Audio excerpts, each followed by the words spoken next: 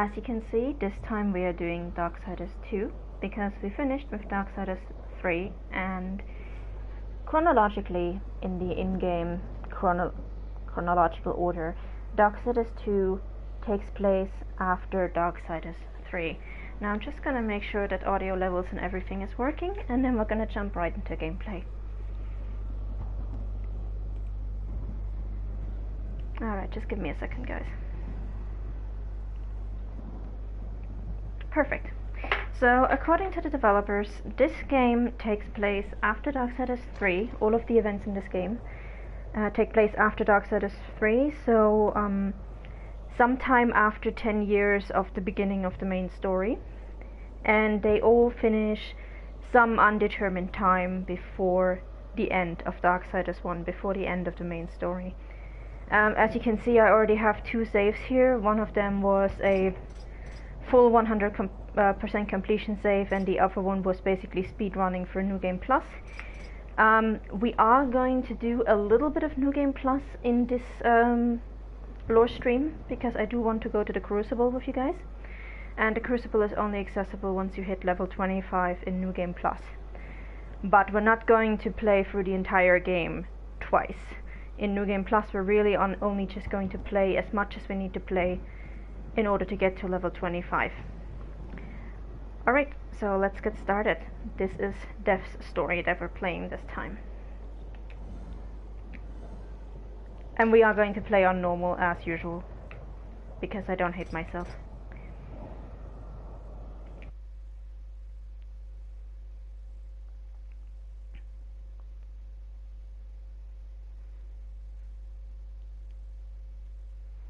And hello Whimsy Kitten and Bjorna from the chat.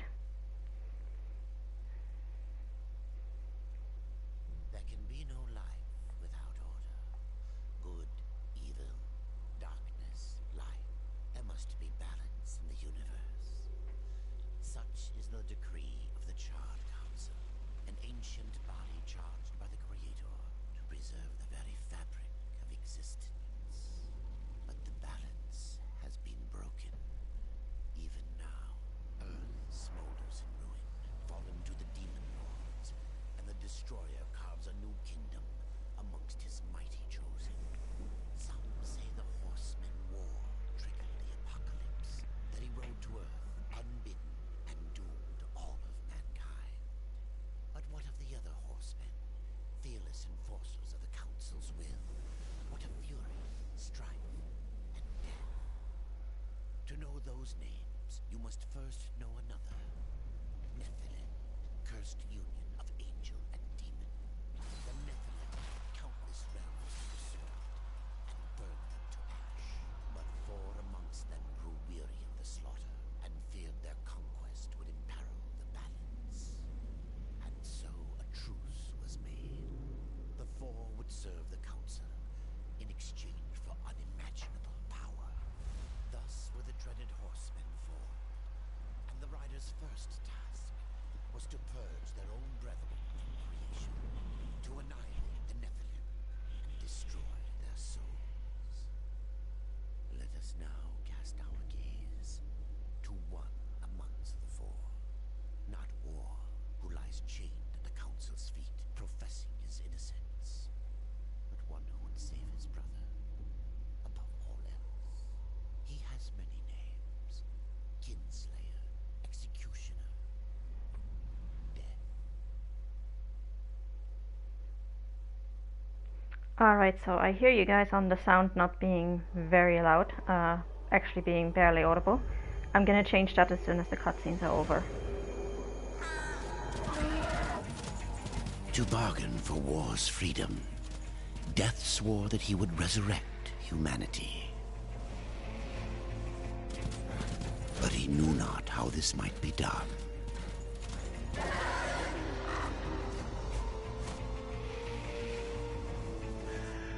And so Death rode forth into the icy veil to find the Keeper of Secrets.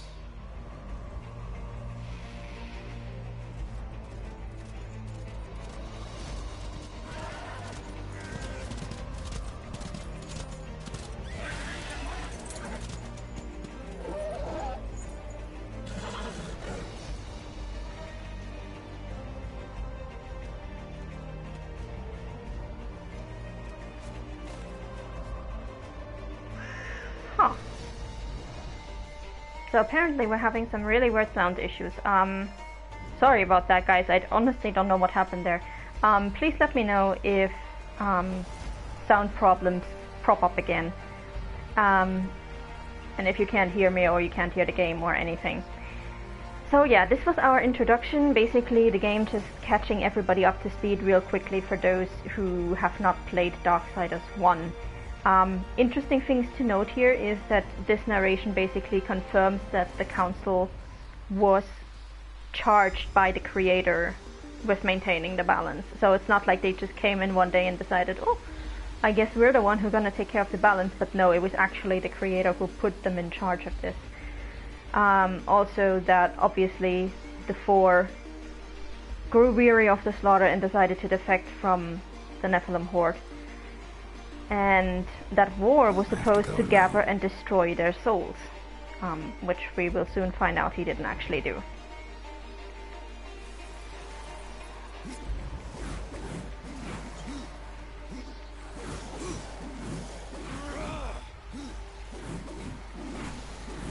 Oh my god, this plays so clunky when you don't have all the upgrades, all the moves.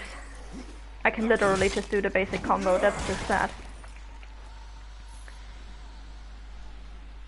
So anyway, I'm gonna put that on right away because right now we're literally wearing nothing more than pants and normal boots. Okay. So this is the home of the Crowfather. We never find out exactly what kind of species the Crowfather belongs to, but we do know that he is one of the old ones, so older than angels and demons. And in the novel, Death even wonders if the Crowfather might have been practically one of the oldest old ones ever created. The Darksiders 2 art book has a drawing of him, or a concept drawing of him in his early youthful days, and in that he's basically kind of like a magical crow summoning Bishonen. It is very trippy actually, looking at that character in the artwork and then looking at him in game. And his entire his entire home is essentially falling apart, and we have to fight our way through these skeletons. This is the only chest in this entire area, and there's really not much that you can miss here. But the point is you do not come back to this area, so anything you want to get here, just get it, because you won't be able to come back after the prologue.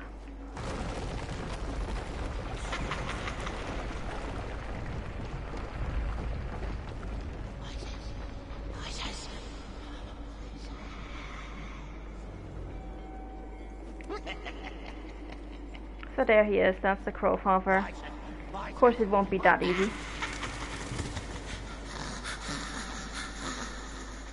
And the Crowfather does have a telepathic bond with his crows. They are not immortal, the crows can actually die, they do grow old and they can die. But they are sturdier than normal crows. And the Crowfather can control them at any time. He can see through their eyes, he can send them to attack his enemies. So he just really likes crows, is what I'm saying.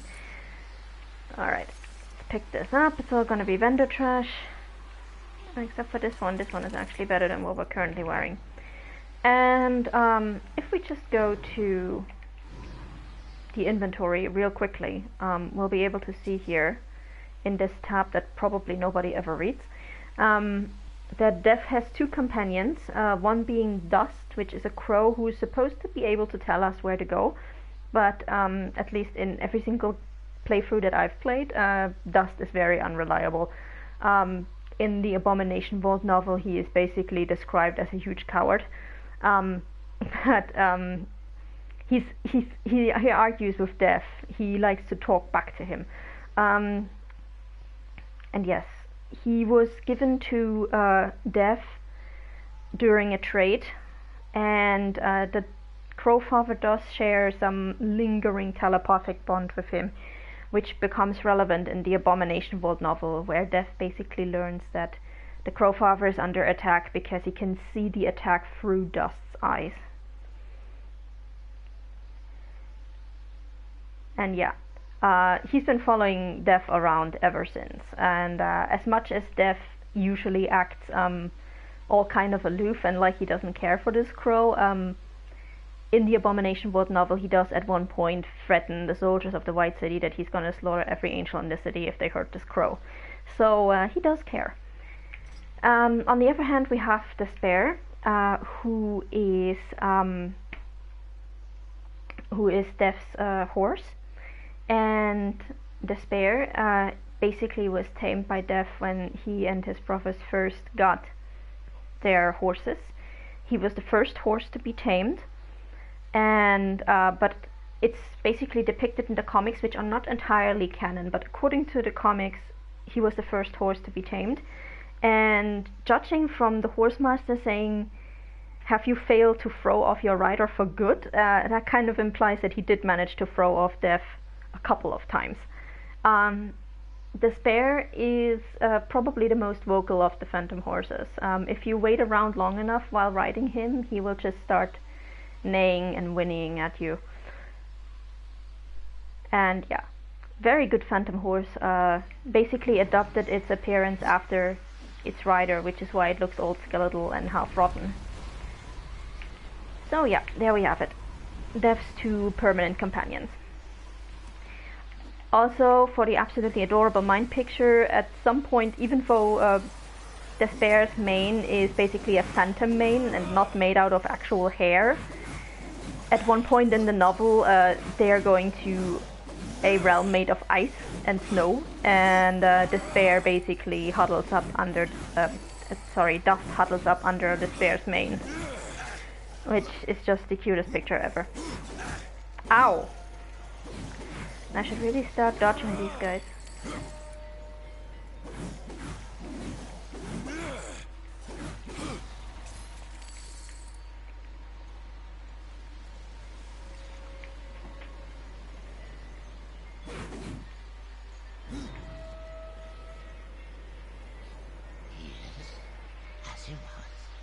As I have seen. You don't need to tell me.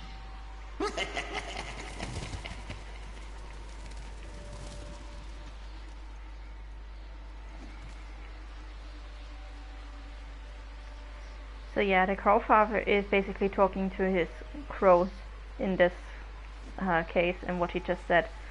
And he has gone slightly cuckoo, for reasons that we will very soon discover.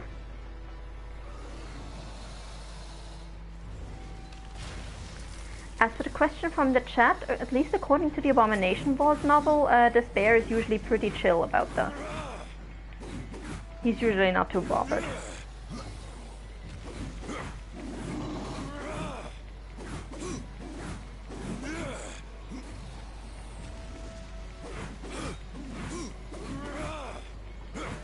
Come on, die already.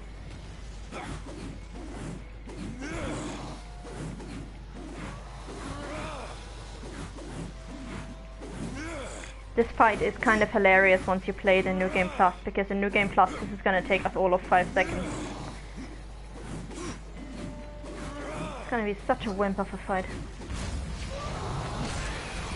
And here we have the first look at Dev's Repo form. This is essentially Dev's equivalent to Fury's Havoc form. It does arcane damage, so if you are playing a Necromancer build, this form will last for a long time and do a lot of damage. If you're playing Harbinger like we're going to do, it's not going to do all that much damage. And in contrast to Fury's Havoc form, it does not heal you when you use it.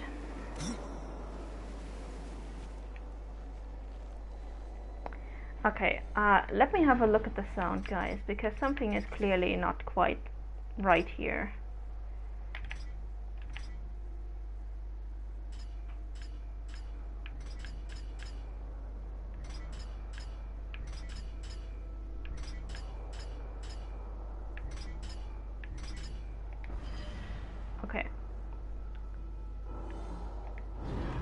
Okay, so let's just see how this is. Let me know if it's too loud compared to my voice or anything.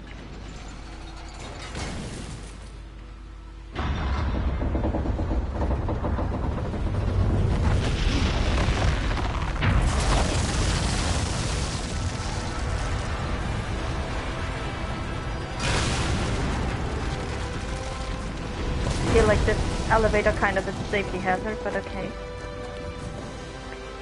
Another thing about the Crowfather is that he's commonly described as a recluse, like he really does not like visitors in his realm.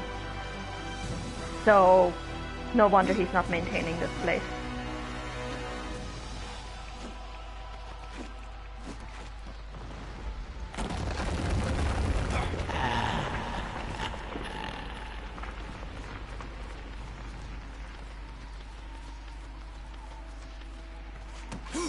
Leave this place!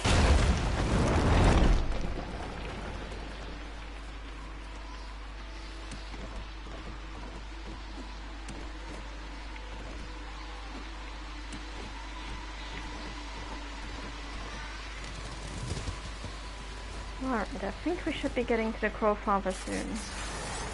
Not very far now. Oh, will you just stop running away from me? Stupid skeleton.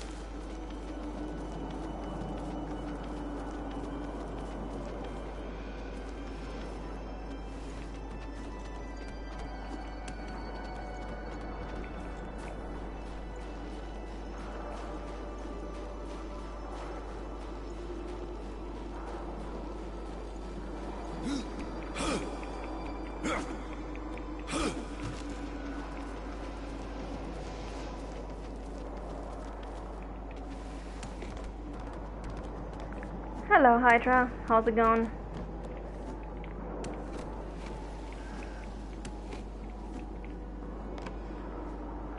Alright. Yeah, we're nearly there. So I do really like this place and I'm very sorry that we only get to spend so little time here. But we are about to get into one of the nicest, like, fake boss battles in the entire game.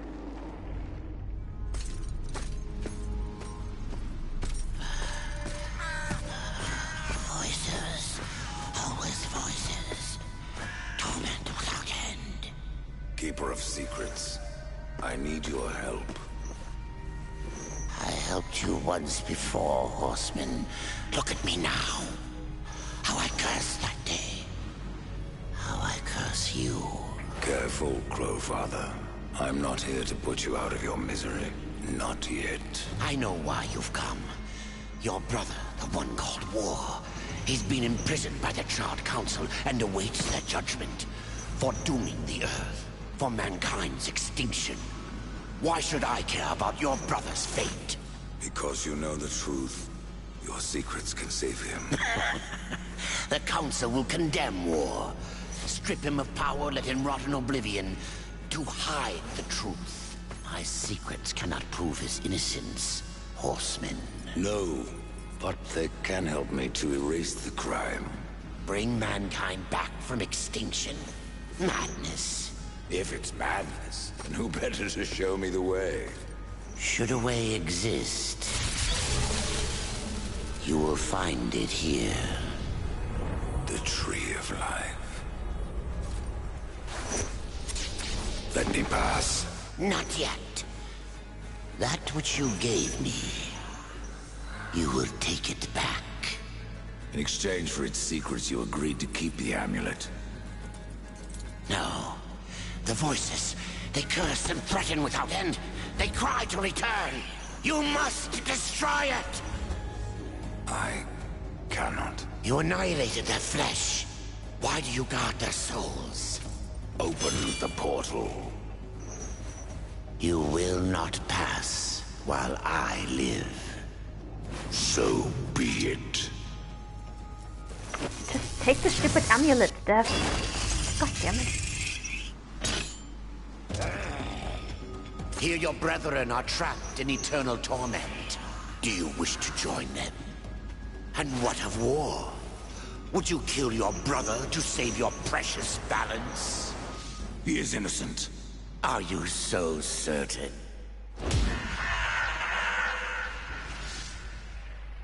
Alright. And here we go. If you ever wondered what it's like, war versus death, we kind of got like copycat war versus death, so that's the next best thing we're going to get. Now, regarding what the Crowfather had there, this amulet. So basically the council ordered Death to kill the Nephilim and then take their souls and throw them into oblivion. There are several forms of damnation or death in the Darksiders universe, and oblivion is the worst, because oblivion removes you from existence entirely. If you go into the abyss, the council can bring you back, probably a couple of other people as well. If you just die normally, there are ways to come back from that. But oblivion, if you go into oblivion, nobody can bring you back, ever, under any circumstances. If you go into oblivion, you are gone. You have basically stopped existing in any sort of manner that matters, in any plane of existence, in any way, shape or form, and you are irretrievably lost. And that is why the access to oblivion is in the council's realm, and only the keeper of oblivion, who is appointed by the council, has the key to open up the door to oblivion, and he only does it on the council's orders.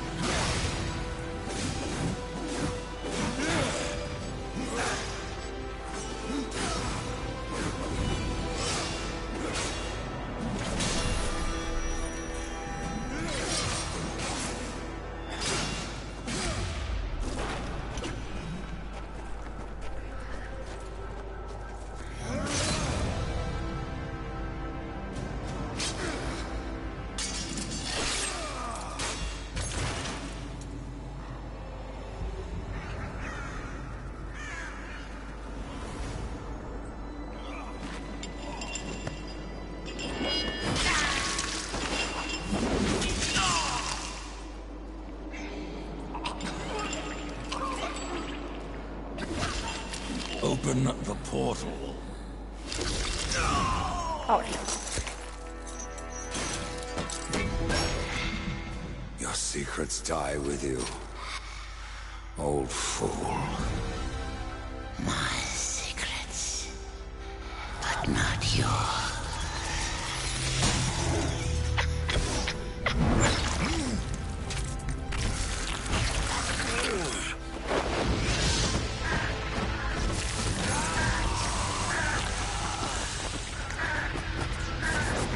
So we end up with the amulet anyways. Good job, Death. So yeah, basically it turns out that keeping an amulet full of hundreds or even thousands of souls of betrayed and slain Nephilim is not very conducive for your sanity. The uncountable worlds of our universe swirl in an endless abyss. Many worlds ravaged by time or conflict are swallowed by the abyss, returned to the nothingness from which they were formed. But others linger for eternity, on the brink of annihilation, that creation might be balanced with destruction. And in the final moment of battle, death was banished to one such world, in the autumn of its life, yet not far from the edge of darkness. Had death been sent to his doom, that answer would be found in the horseman's future, and in his past.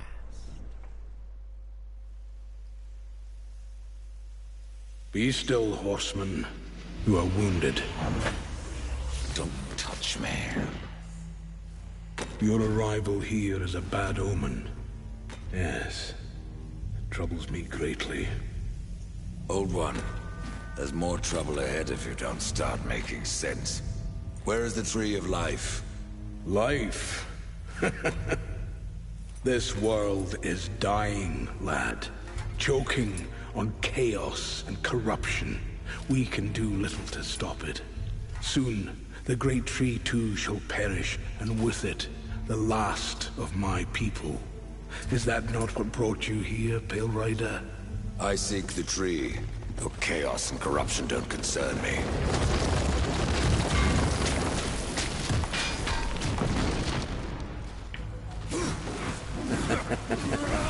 It seems they do concern you. Appreciated. So yeah, here we go. On a world at the edge of the abyss. So basically, according in the Darksiders words, there's the abyss, which is a place free of the creator's hand in the center of the universe. And nothing good ever comes from the abyss. Like, you don't want to meddle with the powers of the abyss, because it's basically a bottomless source of power with no order. You do not want to meddle with this thing, it never ends well. We are going to encounter at least one character who tried, and yeah, it did not end well for anyone involved.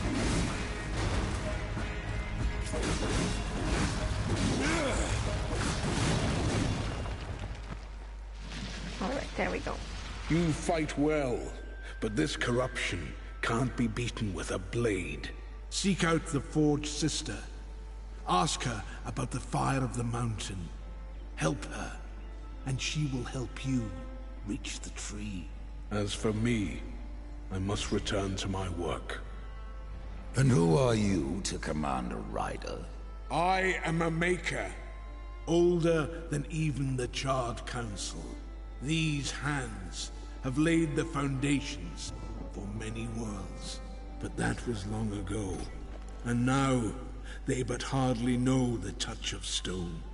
Are you not curious as to why I seek the tree? I would not presume to question one of the four, but yes, tell me. I must restore humanity, to redeem war. Heaven and hell battle upon the shattered earth. All creation trembles, and at the center of it all stands your brother. He is innocent. I never said he wasn't. The tree holds power over life and death. If you would resurrect humanity, then you are headed in the right direction. Be warned. A dark presence dwells now within the tree, and the path is barred by corruption. Well, that sounds cheerful. So yeah, these guys are the Makers. The Makers are one of the oldest old ones, if not possibly even the first old ones. And they basically created the foundations for heaven and hell. They created the foundations for a whole lot of other worlds, and they were also involved in the creation of Eden. Now, they are older than the Charred Council and very definitely older than angels and demons. So these guys have been around forever. And as we will learn, their souls are actually so old that they cannot be drawn into the Tree of Life, into the Well of Souls. Whereas the Crowfather's soul apparently did go there. So at the very least, the Crowfather is not as old as the Makers. But yeah, the Makers are super, super old. Now, we just got a skill point, and I am going to go the Harbinger route because that's the most convenient one for me. Death basically can go both a merely execution route, or because he is a necromancer, he can also go a summoning route, where he summons either ghouls or crows or both, whichever way you want to go, and basically lets them do the fighting for them. Both of these skill paths are going to require different armor, different customization, different skills, so I'm just going to focus on one of them, and it's going to be Harbinger, which I find the easier to play. And specifically, we're going to focus on Unstoppable Harbinger, which only becomes available at level 8. So we're not even going to spend any skill points until we get to level 8. We're just going to ignore them for now and just going to push through as quickly as we can.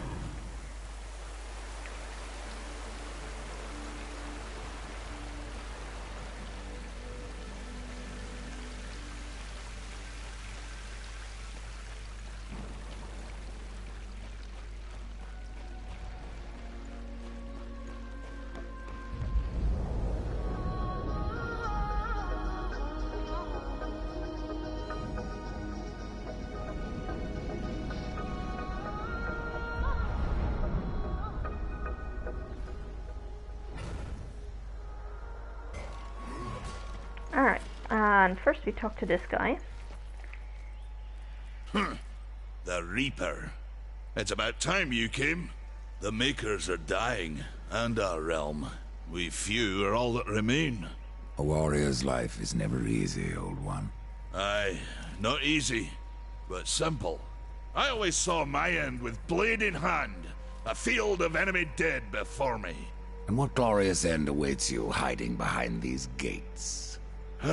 You cannot fight corruption, nor can you harm it. You can only kill those it has claimed. Every blow I strike against corruption is a blow against my own people. Muse on that, Ryder, before you mark me as a coward. Now, this guy is Thane. He's the brother of Thane, whom we met in Darksiders 3, who basically upgraded all of our gear. So he is a Maker warrior, and technically we could fight him right now, but we would get our ass kicked. So we are not fighting him until we are at least level 5. So we're just gonna leave it at this for now. We're going to get Harvester's Revenge because that is one of the most useful skills, and then we're just gonna save up for the Whirlwind combo, which is the second most useful skill in his arsenal. And everything else, you can basically get it whenever you have some money. Then again, like I said, we are playing on normal, partially because I really don't want to do apocalyptic on a starting save, and also because I had a very busy week with Darksiders Week on Tumblr, so this is actually relaxation for me. And one of my favorite characters in the entire games, Muria. We've been awaiting your arrival, Horseman. Your shadow has long hovered over this realm. Many know the Reaper, old one, but I don't know you. We are the builders of this world, but corruption seethes at its heart and destroys in days what we shaped over eons. Adar does his best to soothe our pain, but our souls yearn for only one comfort: death. We are without hope. So yeah, the Makers, while they can create amazing things, it takes them time, and this corruption, which we don't know yet what exactly it is, basically tears it all down in a matter of days, and also infects other people. So that's why Thane said every blow he strikes against corruption is a blow against his own people. Now, every time you see a blue line like this, it's a side quest or some special item that you get. So we're just gonna exhaust all of our options here. Horseman, do you ever doubt your future? No. So one like yourself would set out to change a fate that displeases him. That is a long and dangerous path, even for Death himself. How is that your concern, Shaman? Only that I am skilled at crafting talismans. If you gather the proper materials and return them to me, I'll make a potent talisman to aid you on your journey. What do you require? Stalker's bone, mordant dew, and carven stone. It is not a simple charm. Where can I find them? Somewhere in the Forge Lands. I rarely leave Tristone, but that Pup Khan is always out exploring. He can tell you more, no doubt.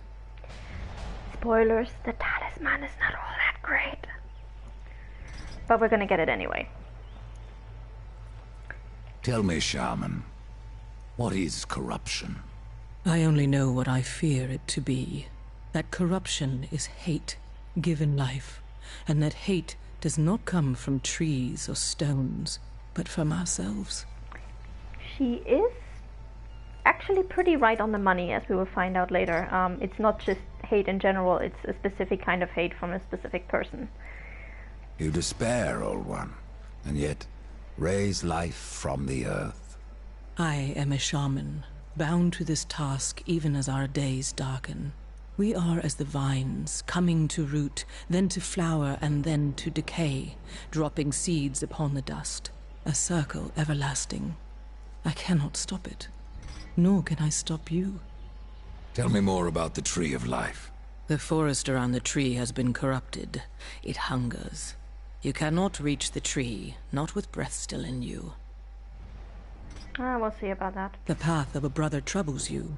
It is your past, but also your future. Stone, wood, iron, these are the gifts of the makers. Alright, so here we get the pauldron of the horseman. Muria, the maker shaman, gave you this pauldron. The path of a prophet troubles you, she said. It's your past, but also your future. And this is actually the pauldron that War wears. Or at least inspired by the one War wears. In the original game, this was a DLC item. Oh, actually, I wanted to sell my stuff to her. There are new talismans for you to browse. I don't care about your talismans right now, lady.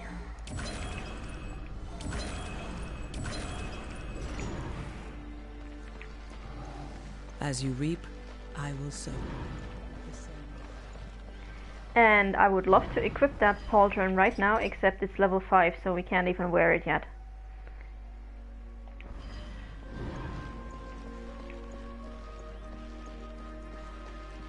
And now we're actually going to talk to our quest giver proper. Now, these statues over here, these are serpent tomes. I think in the original game you could actually send stuff from one player to the other with these serpent tomes. Now they mostly function as a quest item pickup, and also if you get a legendary weapon but you no longer have space in your inventory, Volgrim will send it to your inbox.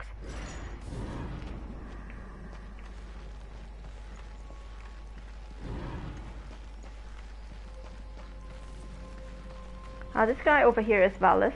He doesn't usually talk, other than I think he has like We have a visitor. He has one line in the entire game, I think, which is good luck. Which sometimes when you leave he will tell you good luck and that's it. But yeah, these two are brother and sister, and Alia is a lot more talkative, but not necessarily more helpful. Maker's beard. The rumors are true. A horseman in the Forge lands. The name's Alia, and that's my brother Valis. We are the keepers of this forge. Though I reckon that means less now than once it did. This is a Maker's Forge? Nay, the Maker's Forge is lost to us. Silenced by the hands of corruption. But in its depths we once crafted the dark towers of hell and the cities of heaven. Now you make trinkets? And you, one of the four, now seek the aid of the Makers? I guess we've all fallen from high places. I came here seeking the tree, and your elder speaks of fire. What is it? Aye, the fire of the mountain, the Stonefather's blood. It once flowed into our forge, as did the tears. Both imbued our craft with incredible power, the heart and the soul of stone. But corruption has taken them, and now our forge is silent. Why does this concern me? The way to the tree is lost, barred by corruption. You can no more leave this place than we. Restore our forge, and the tree can be reached. I don't follow your reasoning. We are makers, not warriors. But we are not without our weapons. Before the forge was lost, we crafted a mighty creature of soul and stone. A colossus to fight this corruption. But to awaken him requires a maker's key. And we need our forge to craft one. Will you help us? So yeah, this is gonna be a long one, but yes, the forge lines are incredibly beautiful, and especially if you're coming from Darksiders 1, where everything is mostly grim and dark, this place is such a refreshing change. What is this cauldron? A temple built in the shadow of Stonefather's Peak. There the fire of the mountain was harnessed and passed into our forge. Ride east of town, ride through the charred pass, and towards the cindery peak of the Stonefather. There, you will find the cauldron. Man of no words, your brother. But hardly silent. His voice is the ring of the hammer and the roar of the white flame. Yes, he works while you talk. Oh, shut up, Dev. You came here asking for information. I may have need of a blade. Is your need greater than ours, horseman? I think not. We fight for the survival of our realm and our kin. Prove worthy, and mayhaps we can do business. Alright, here we go. So now we gotta go to the cauldron. This is actually one of the more pleasant areas to be in. If you try to speed run through it, it will take you about 2 hours to complete. maybe a little less. But at least it's going to be a pleasant 2 hours.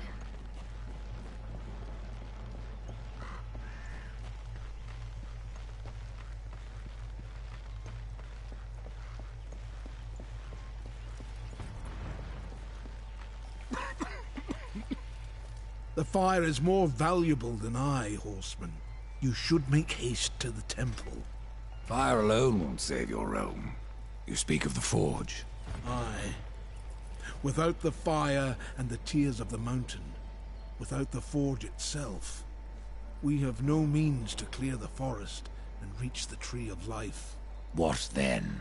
Our power is over creation, yours over death and despair. You are Nephilim, Lord of Destruction. Perhaps in that there is hope. Just how old is the forge? It is as ancient as the realm itself, and perhaps even older. It is said the forge was the first thing we makers built, that in its depths we shaped entire worlds. Very interesting. Farewell for now. Horseman, you'll find not that way, but trouble. Do what you must for your kin, old one. For mine, I ride to the cauldron. Well, if you fancy your corruption waist deep, that's as good a place as any. You know, there's a reason this gate is here. And if you were a friend, I wouldn't let you pass. But then, who is friend to death? With his arrogant attitude, nobody. Have you wisdom to share, or was it long since knocked loose in battle? Wisdom ain't like teeth. I've plenty left. Enough to stay clear of the cauldron. The ancients filled it with right nasty traps. But one so clever as yourself will surely elude them. Yeah, of course we will. Let's go.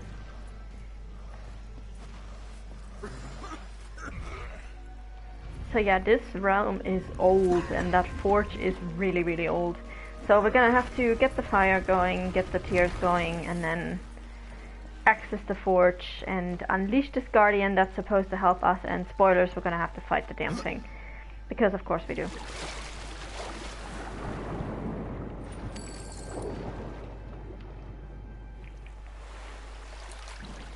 And here we go with our boatman coins. You might remember these from Genesis.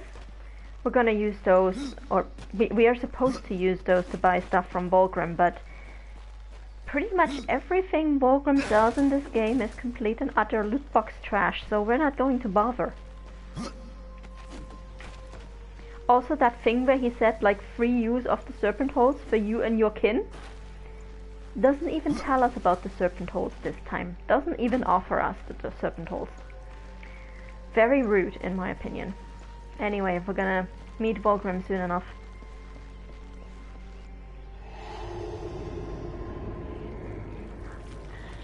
And there's our beautiful corruption. You look great today, honey. No Let's place for a go. horse.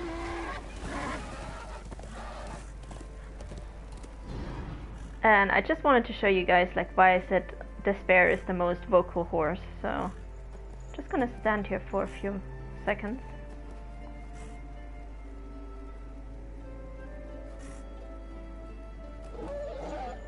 There we go. He does that fairly regularly.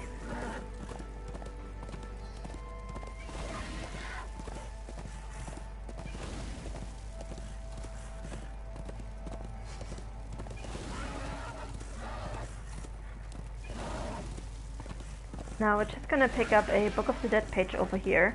We are gonna have to come back to this area later again anyway, but I just want to get it out of the way.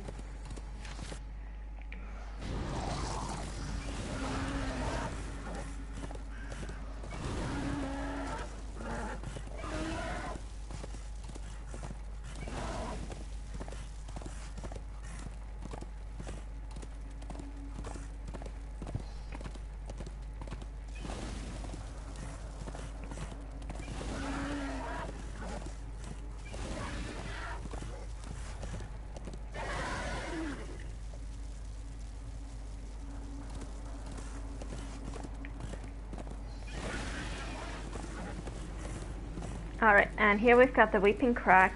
This is a level 5 dungeon, roughly. We are not going to explore it just yet because there is going to be one thing in there that we won't be able to get until we have the Void Walker, which we will only acquire much later in the game. So the Weeping Crag is going to be one of the last things we'll do. And here we go with Fulgrim again. Greetings, horseman, and welcome. I've been expecting you. Vulgrim. What brings you crawling out of the shadows?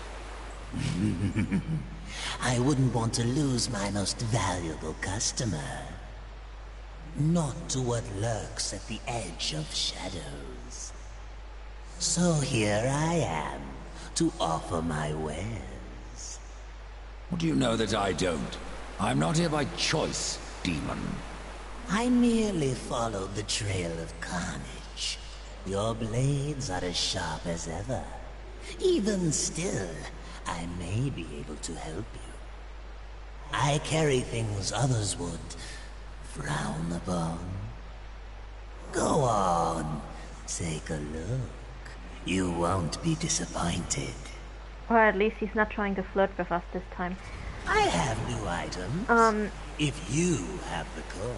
So Fulgrim sells exactly 2 useful things in this game. He sells the respec, which in case you misplace your skill points you can respec with this. All you need to do is you need to actually make sure you spend all of the skill points that you have before you buy this. The legacy artifact, which can be useful if you're upgrading possessed weapons, and the rest is just loot boxes, which will give you items of varying strength and it's really not worth the boatman coins that you're spending on them. Just another time, forget about it. Demon. Until then, perhaps you'll grant me a small indulgence. There are pages missing from the Book of the Dead. I believe many lie along your path. If you bring them to me, your reward will be substantial. And so will be my damnation. So we never find out exactly what the Book of the Dead is or what it does, except that alone. This is no place for a horse. Yeah, yes, it is a place for a horse. Shut up. Except that Death is not very thrilled at the prospect of handing Fulgrim anything from the Book of the Dead. We are going to collect these pages though because they're going to be absolutely essential in building a good possessed scythe. So we are really, really, very definitely going to need them. And I just want to get up there and get that boatman coin.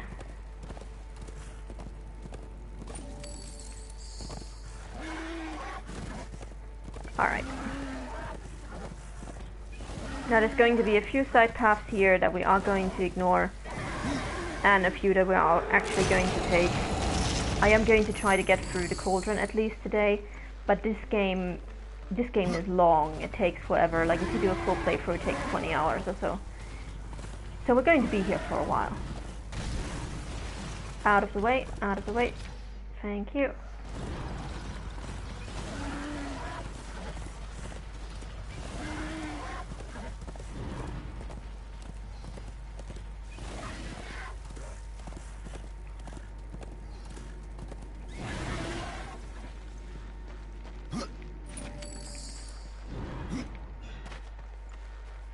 And you might hear this strange hum coming from that stone. We'll be able to pick those up later.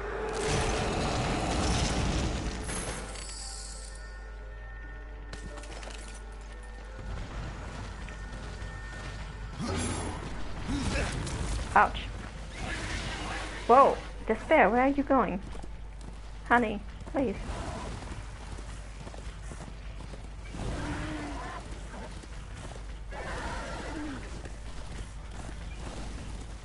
This is also relevant to a later side quest. That is the leg of one of the NPCs we're going to talk to. We'll get to him later.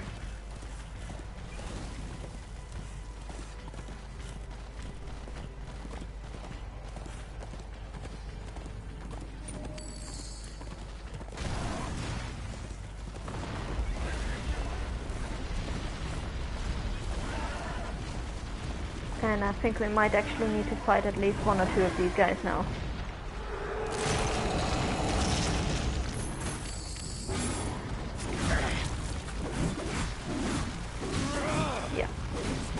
so these are constructs. Constructs are essentially stone creatures made by the makers and awakened with basically a fraction of a maker's soul.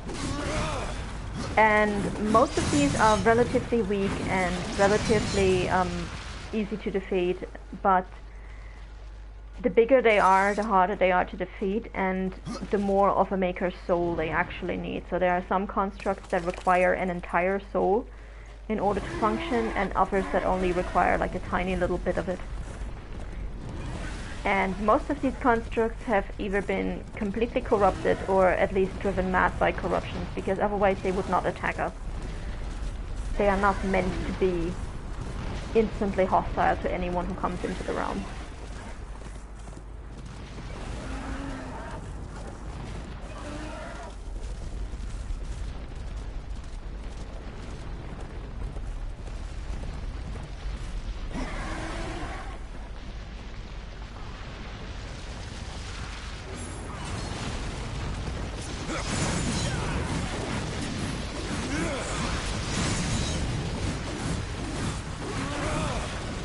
Oh god, I hope he did actually land some lava.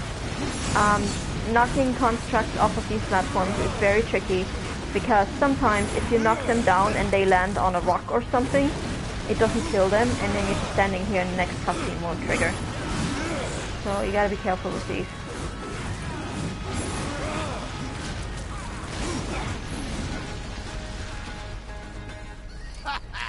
The tales be true.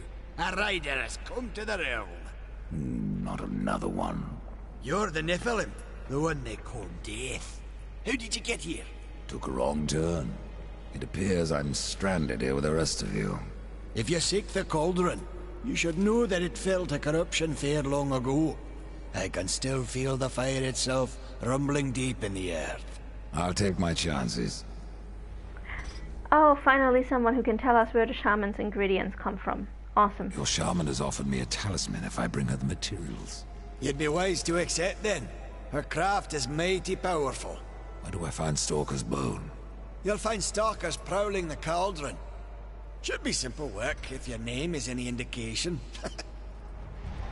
Say, if you're headed in there, you mind doing something for me? Yes, I mind. Aren't I doing enough already? Perhaps, though it seems to me you're doing right enough for yourself. Our benefit being a fortunate side effect. Well, if it ain't much trouble, I left an old metal platter in there, with the image of 2 hammers scribed in the center. Not much to look at, but it was my journeyman piece. Last thing I ever forged. A dish? You want me to bring you a dish? Yes, well, it has sentimental value. If you find it, I'll make it worth your while. And hello, Satchel, you're welcome to the stream. So yeah, Karn actually has a point here. Death is doing a lot of things for the makers, but not out of the goodness of his heart, but because he actually has to. So this is like one of the few side quests where we actually do stuff just because we can. And we are going to be nice and we are going to do all of them. No different than the others. Less pleasant on the eyes, for one. Oh. I could say no less for you. Folks around town call me Pup or Lad, but I prefer my own name. Karn. Pup it is, then. As you will. Matters not to me.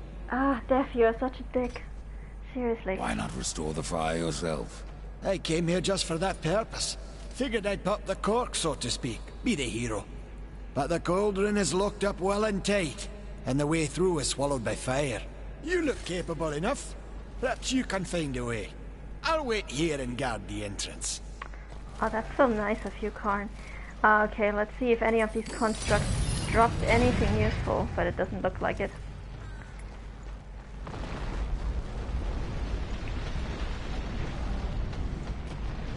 So yeah, Karn is the youngest of the current makers that we meet in the game.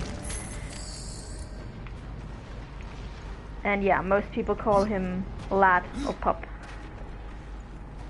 We are still going to call him Karnfo. Like, even though Dev says he's gonna call him Pup, he does actually call him Karn.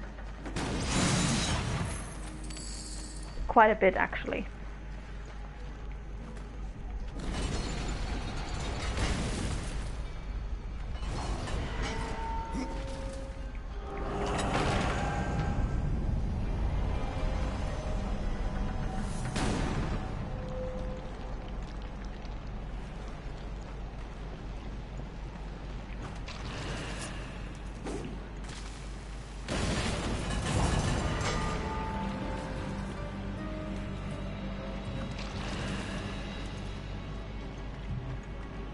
Alright, gonna take a very short detour to get to chests and hopefully get a better size at some point, because I tend to be very lucky with RNGs. I usually run around with my starting equipment for a long time.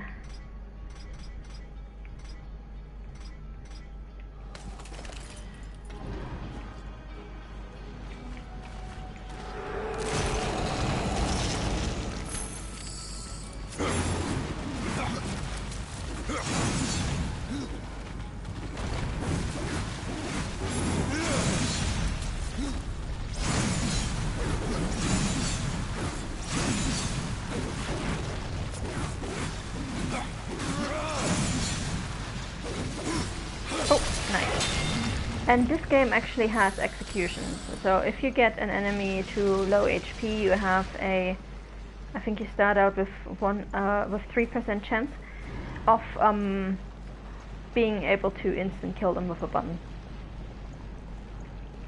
Which is one of the things I really missed in Darksiders 3, the executions.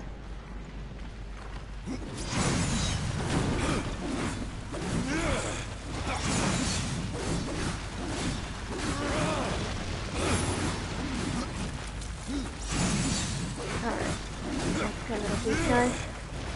God, I miss my health steal. I miss good possessed guys.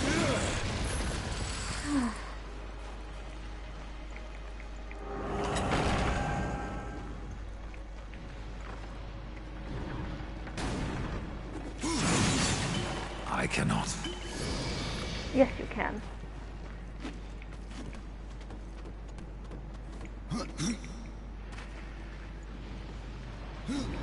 We're gonna pick this one up on our way back, so we don't have to worry about it for now.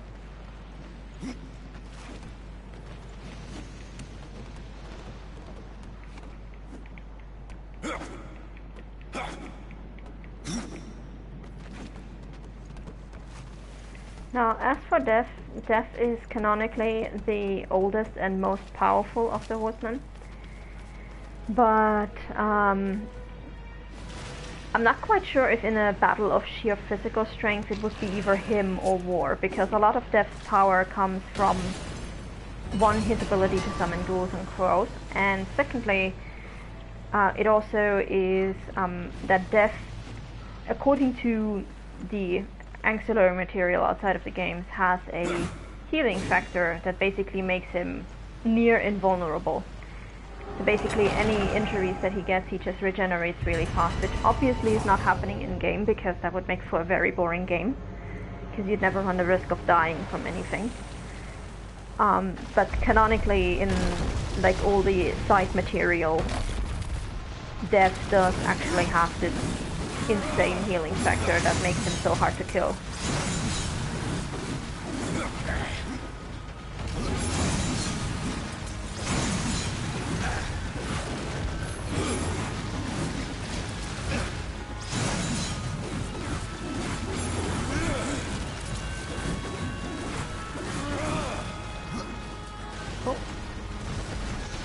Oh wow. Oh, you got nicely stuck there. Whoa. Okay.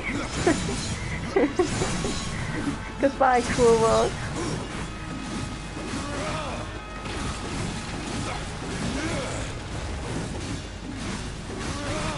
That construct just did not want to live anymore. Just really wanted to take a bath in lava. Okay, now we gotta get back to this guy.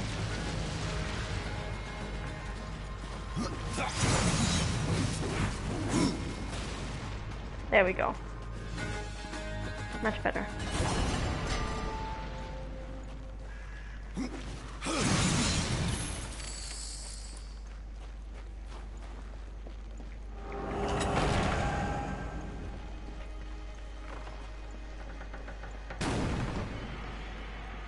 Now, I will say this about Death as a character and about his arrogance, that he does have his moments where he's basically a jerk with a heart of gold. Like, he's not completely cruel and heartless, but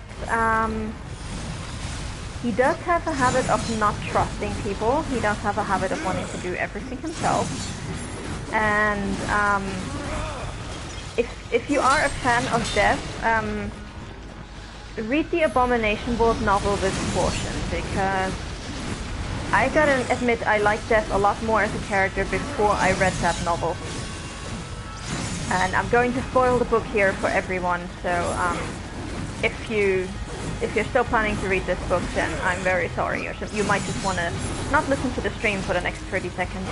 But basically in the novel, Death has to undo one of his oldest mistakes, which was creating the Grand Abominations, very powerful weapons which he created from the actual physical bodies of a race that he and the Netherlands slaughtered. And so he has to undo this, and he needs to create a diversion, and his plan purposefully gets War killed. Like, he deliberately sends War into a situation that he's definitely going to die, so that Death can sneak away with this MacGuffin that he has to destroy. And he never even fesses up to War. Like, he never even admits this to him, and War continues blaming himself for, like, oh, the enemy has gotten this MacGuffin that we were protecting, I'm a failure, and Death assures him that they didn't, but he also does not tell him what actually happened. And at the end of the book, Death basically says, like, even if it takes until the apocalypse itself, he will make it up to War, this life debt that he now basically owes. And that just, in my opinion, completely ruins the emotional impact of Darksiders 2. Because playing Darksiders 2 without that information in the back of your mind, you're just thinking, okay, he is doing this for his brother because he just really cares about his brother. Whereas after the Abomination World, it's more like, oh, so he's doing this because he owes him a life debt. Okay, yeah, I guess. So, for all the nice moments that the Abomination World novel had, especially regarding some of the brotherly bonding between War and Death, and some of the background lore and the interactions with Dust and Despair, that ending just really soured me on it, and it actually made me lose a lot of respect for the character of Death. So take that novel with a grain of salt, if you read it, and just take from it whatever you want to take from it and ignore the rest, because it's just a mess.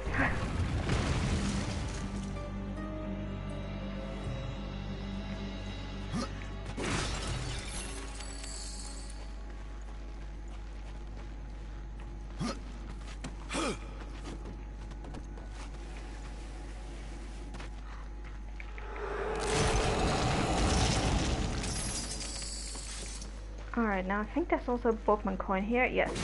Okay.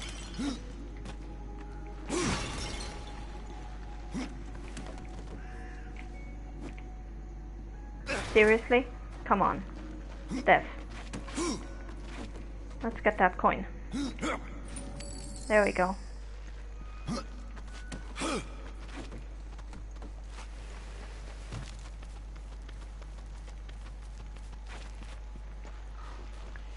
And yeah, I mean, sure, he feels guilty about what he does in the novel, but what I'm saying is, it really, really cheapened the emotional impact of just Death's quest in Darksiders 2 for me. And but yeah, if you guys did not perceive it as such, then that's great.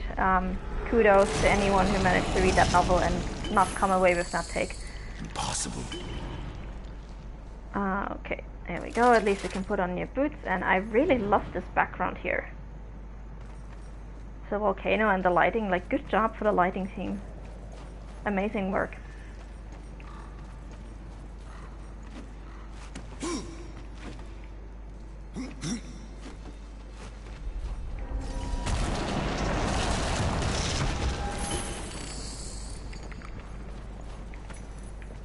Ooh. Well, we don't actually need Arcane, but I'm still gonna put that on, because why the hell not? It has higher defense.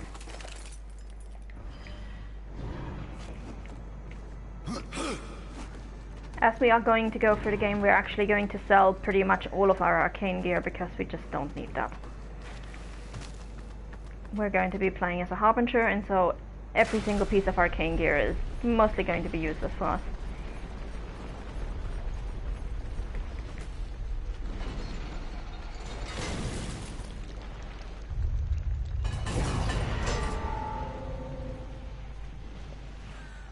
Alright, let's move on.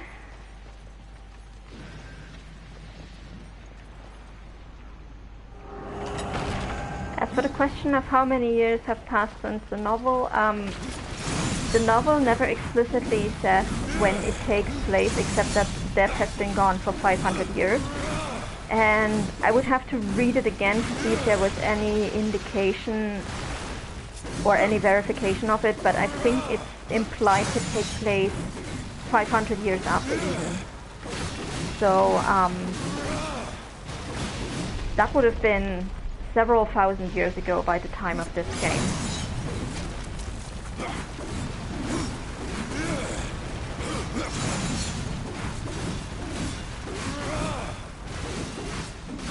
Alright, now that we've taken care of all of these guys, it's time for our first somewhat more complex ball rolling puzzle.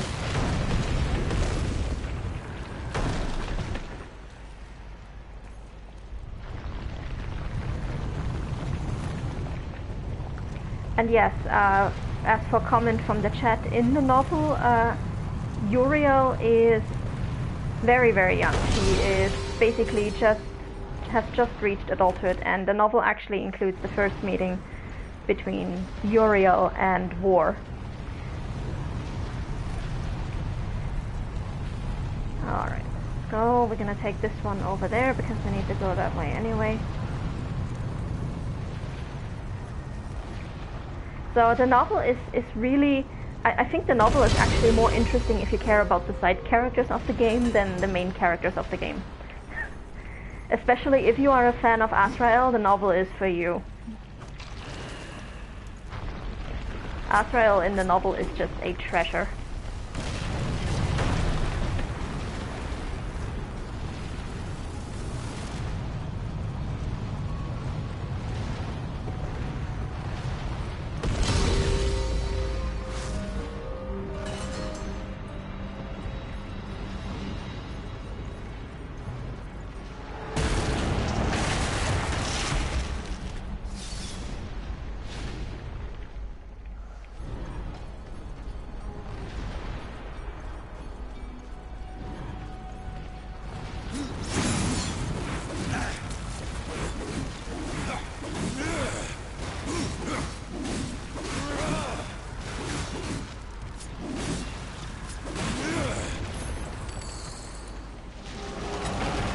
Alright, on we go.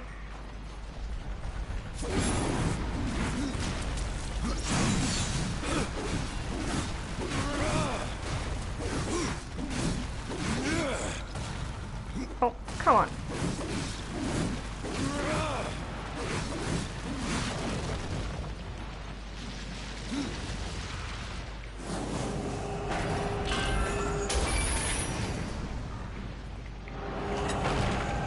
Oh good, we have reached a timed jumping section of this dungeon.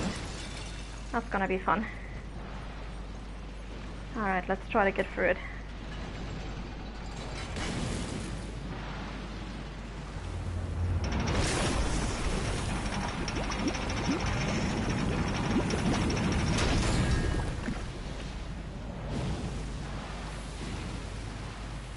I should keep moving. Now the one thing I am going to say in Dev's defense, or to Dev's credit, he is basically an arrogant jerk to almost everyone. Even in the novel he outright states there are very few in creation whom he would actually extend politeness to. And basically you get the implication that he can count them on one hand.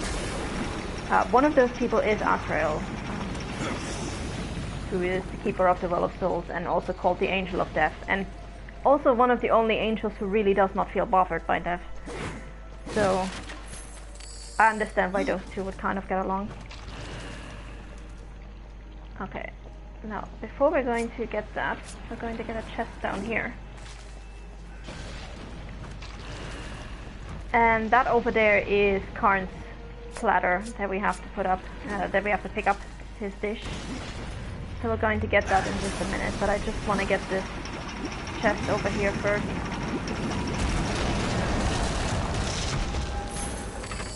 Okay, yeah, we're gonna put that on in a minute. We don't have time for it right now.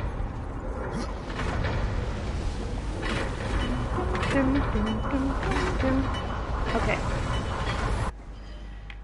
Now, what was that? That looked good. Ooh, critical damage and resistance. Yes, please. Let's take it.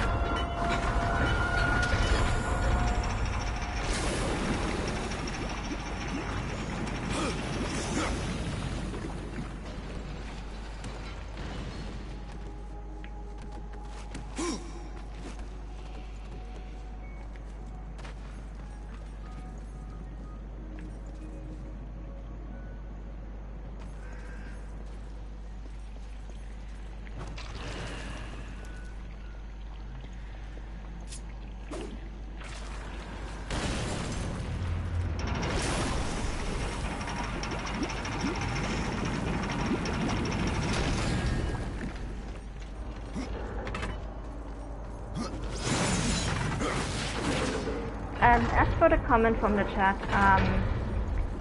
the novel does make it clear that the siblings trust each other, but some of them more than others. It should also be noted that the novel was written long before Darksiders 3, so Fury in the novel is actually very out of character.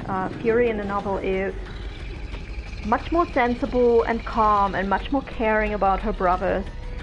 So a very different person, actually, very unlike her name, and very unlike the character that we see in Darksiders 3. Strife and Death just do not get along at all, which may or may not be true in the game canon as well. Although I do find it hilarious. We're going to get to a part that actually kind of that's actually kind of hilarious regarding the relationship between Strife and Death. But yeah, War and Death definitely trust each other, and War to the point where at the end of the novel, basically Death is told to hand the MacGuffin over to the Shard Council, but instead he destroys it and throws it into oblivion, so that even the Shard Council can't access it anymore. And when the Council starts torturing him for his disobedience, and tells him that they don't mind killing him and basically continuing their work with only 3 horsemen, War basically steps up and says, well, you're gonna have to kill me too, and then you're only gonna have 2 horsemen, so how's that?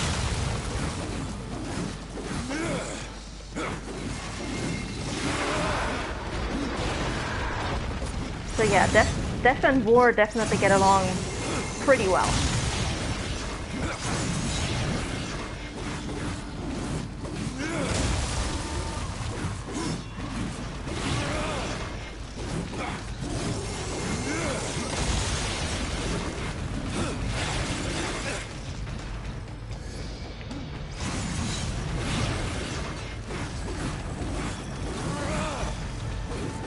Oh, come on.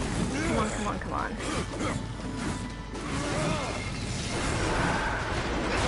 Oh. God, this is another one of those battles that only takes like 5 seconds in New Game Plus. It's hilarious. Ouch.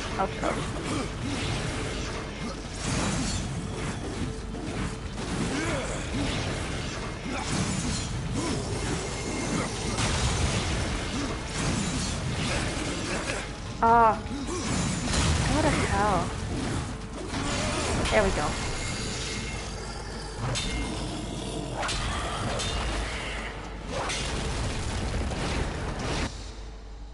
Alright, here we have Dark Avenger. This weapon once belonged to the human warrior known as Draven, whom we are going to meet in the Kingdom of the Dead.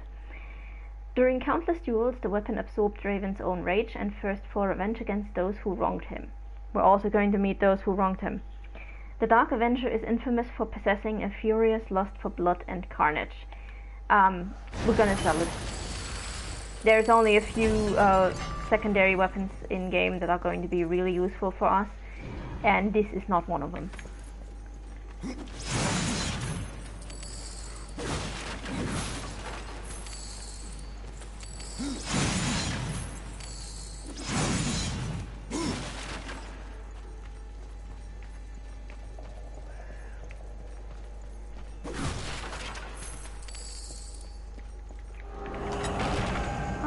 We're almost done with the cauldron, actually.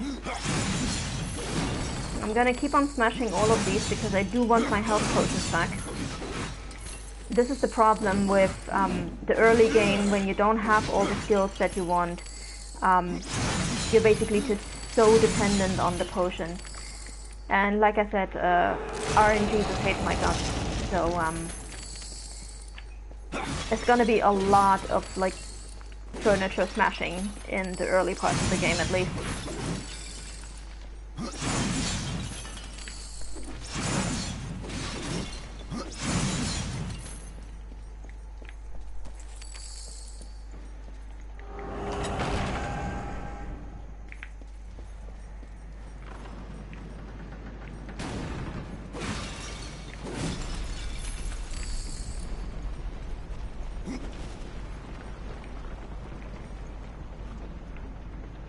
Alright.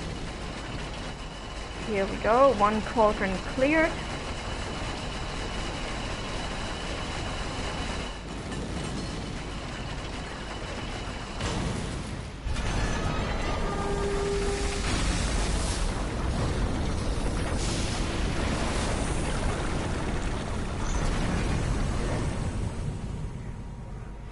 Alright. We could theoretically teleport straight back to Tristone, but we're not going to. Because we want to get some additional chests. 2 chests, 1 Boatman coin, and ooh! Possessed hammer. Nice. I mean, I don't really have anything useful for it right now, but okay.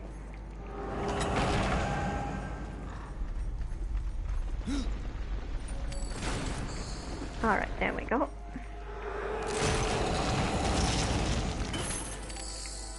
I cannot. This is better than what we currently have, so let's put that on. And we got our potion. Awesome. Where's the door? There. Okay. And we're going to talk to Karn for some additional dialogue, and of course to hand back the platter.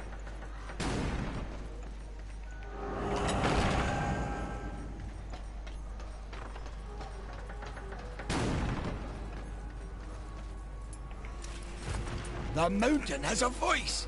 How did you... No, doesn't matter. You have done what I failed to do. You must take the good news to Alya as soon as you can. I found that dish you wanted. You're a good man. Much more so than your name would imply.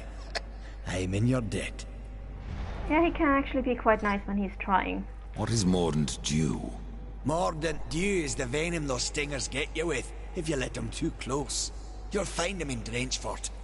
Walk softly, though. Those stings are nasty. Alright, there we go. First side quest cleared and first dungeon cleared. So now we can actually teleport back to Tristone. It's gonna be a lot quicker than if we try to go back there on our horse.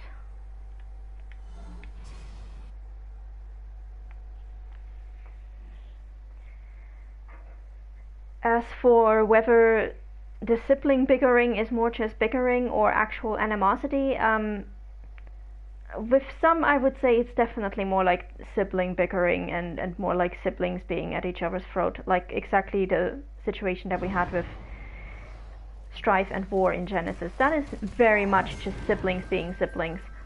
But yeah, Fury basically left her brother accused of dooming all mankind at the hands of the council and just went, see you later. And later said, I do not care what War did or did not do. Like, zero concern for her brother. So yeah, Fury definitely needed some character development and was definitely very out of character in the novel. Anyway, we're gonna talk to everybody before we actually hand in the quest because we're gonna get some extra dialogue.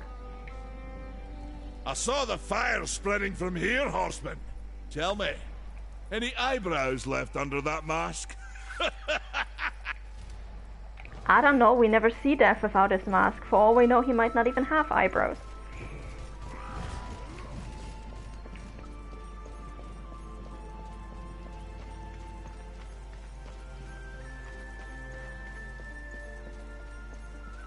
I do remember that some time ago there was a big discussion on the Darksiders Discord about whether Death even has a nose underneath here. There are new talismans for you to browse. Okay, we're just gonna sell all of this stuff. My thanks. Oh, nope, not this one. I will And there we go. Horseman, good luck. Did I just bring back some painful memories in the chat? Yeah.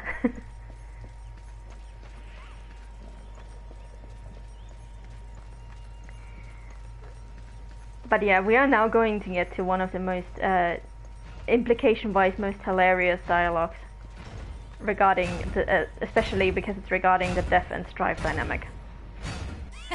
Horseman, the fire of the mountain flows again. Yes, freed by my hand. And Karn's. Karn? That pup? Why, he hasn't a clue. And yet, the forge burns once more. You know what awaits you, Ryder. To finish this, you must restore the tears. I'm not your errand boy, Maker. Aye, but our fates are now yoked. Help us, and we will help you. In the meantime, take this. It might be of use.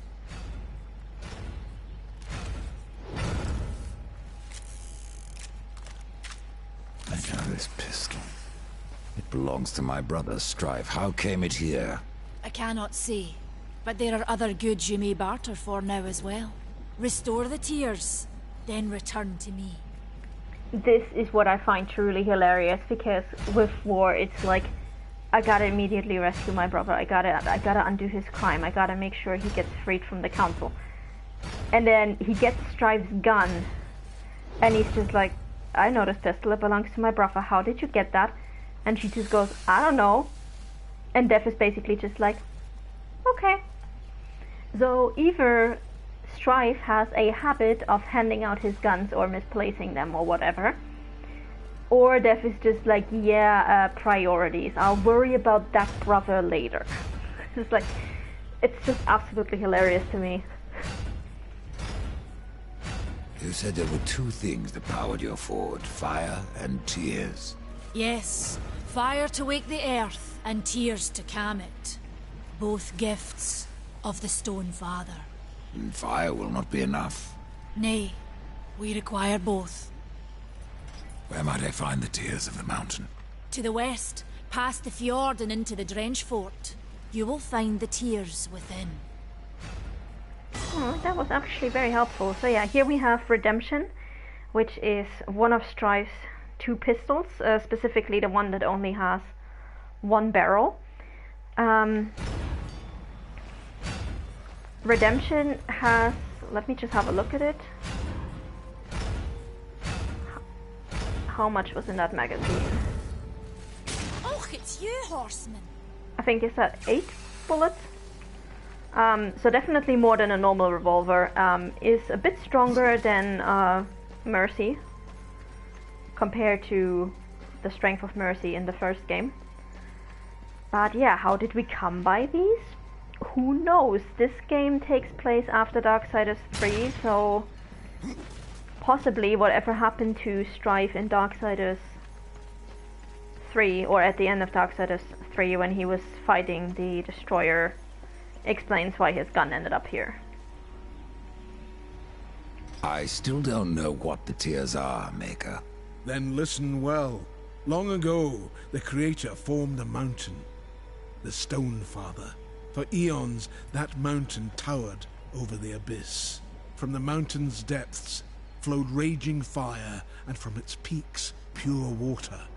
Where the two met, the mountain grew, and from that came the first world, the Maker's Realm. The tears belong to this mountain, then? Aye, and still we forge as the Stonefather did. With his fire and tears, we can build nothing without them. So, according to the game, the Makers were actually the first race in creation, or at least their world was the first world ever created on the edge of the abyss. In the novel, Death describes that it was the Ravaim who had the first civilization in the universe. The novel is kind of sketchy in terms of the timeline, because according to the novel, all of its events take place before. According to the novel, all of the events in Eden took place before humanity actually existed, which is definitely disproven. So, the novel you gotta take with a grain of salt. Not everything in there is fully canon. But yeah, Maker Realm, old as fuck.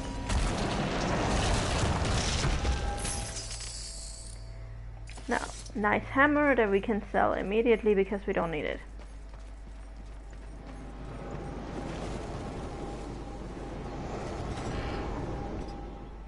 I will make use of it as best as I can. Alright, there we go. And now we gotta speak to Karn again.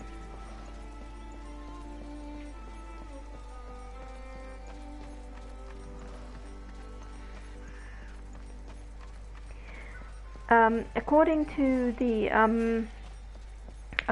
regarding the question in the chat, according to the novel, the Ravaim, Death described them as the first civilization.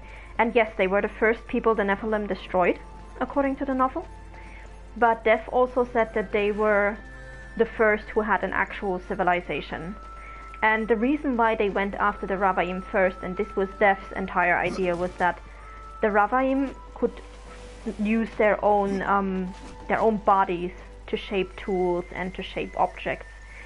And so he was like, hey, if we turn their corpses into weapons and armor, those can basically shape themselves into like amazing things.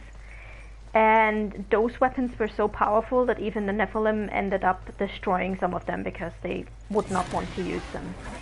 And yeah, those weapons were essentially made up of the body parts of an entire species.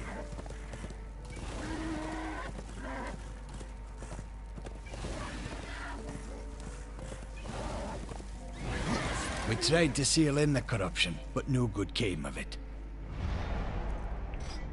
What can you tell me about the tears of the mountain? The Drench fort lies just beyond this barrier. It was the first thing taken by corruption. We sealed the Stonefather's tears inside, fearing what would happen if they spread. If I do as Alia asks, you'll soon find out. Aye, and the realm will be better for it. Whether pure as rain or black as sin, the tears will end this stalemate. It's odd how I often find you standing. Without the Tree of Life Horseman, I'm trapped here just like you. A fortunate few slipped out before the tree was lost, like Ulthane. Uh-huh. And who is Ulthane? He's just another maker. Has a big hammer is all. When he escaped, I feared to follow. And a good thing, too. And why is that? Well, you might still be looking for the cauldron if not for my courage and wit. So, yeah, this corruption appeared, or at least managed to find its way to the Forge Lands, sometime between the start of the apocalypse and the events of Darksiders 3. And the reason why we can be pretty sure it happened after the apocalypse is because the Well of Souls, which is inside the tree and which is where the corruption is currently residing, is basically walled off by two keys, which are not supposed to meet ever. And the only person who did make them meet only came about in the apocalypse, in the beginning of the apocalypse. So it was sometime in those 10 years that Ulthane managed to make it out of the Forge Lands and to Earth, and now everyone is stuck where they are. If you're really going, don't let me stop you. Exploring's a wondrous thing. You never know what you might find. For instance, should a bit of armor turn up, it's likely some I misplaced some years back. If you can find it, I'll be in your debt. And it's not even Karn's own armor. Like, we are going to find that piece of armor, and it's not even Karn's. He basically just borrowed another maker's armor and just ran off with it and then lost it in a dungeon. What a dork. Oh my god, I hate this so much. Seriously? This is one of the things that really bothers me about this game, is that when you use redemption, sometimes you have to aim into different places than the game shows you. Like, the game will say, oh yeah, you're directly aiming at the thing, but it's not actually working because the hitbox is somewhere else. Like, seriously?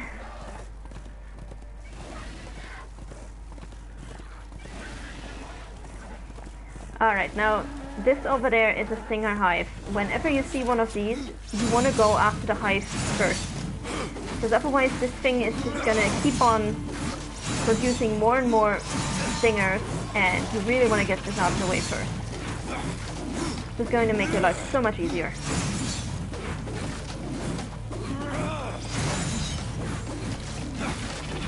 And you can tell that we're still walking around with a level 1 scythe because we are doing so little damage. So I can't wait for us to get a better weapon.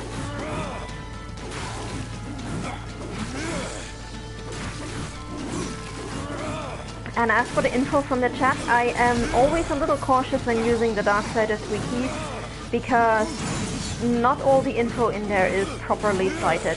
If you guys want to, I can dig up the specific passage from the novel later tonight about the Rabbaim, or about Death suspecting the Rabbaim to be the very first civilization. I can do that later tonight after the stream. But yeah, I tend to be very cautious about the wiki because it's good for numbers and stuff like that, so if you want to know like information about the gear. But regarding lore information, it's not always very well documented, so always a bit cautious about that.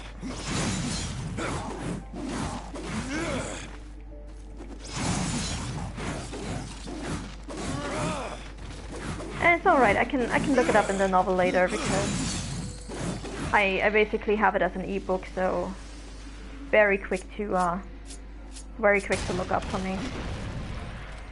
Alright, there we go. And it actually reminds me I did want to put a chapter summary of the novel, chapter by chapter, on my Tumblr. I'm gonna have to do that at some point after Darksiders week when I actually have some breathing room.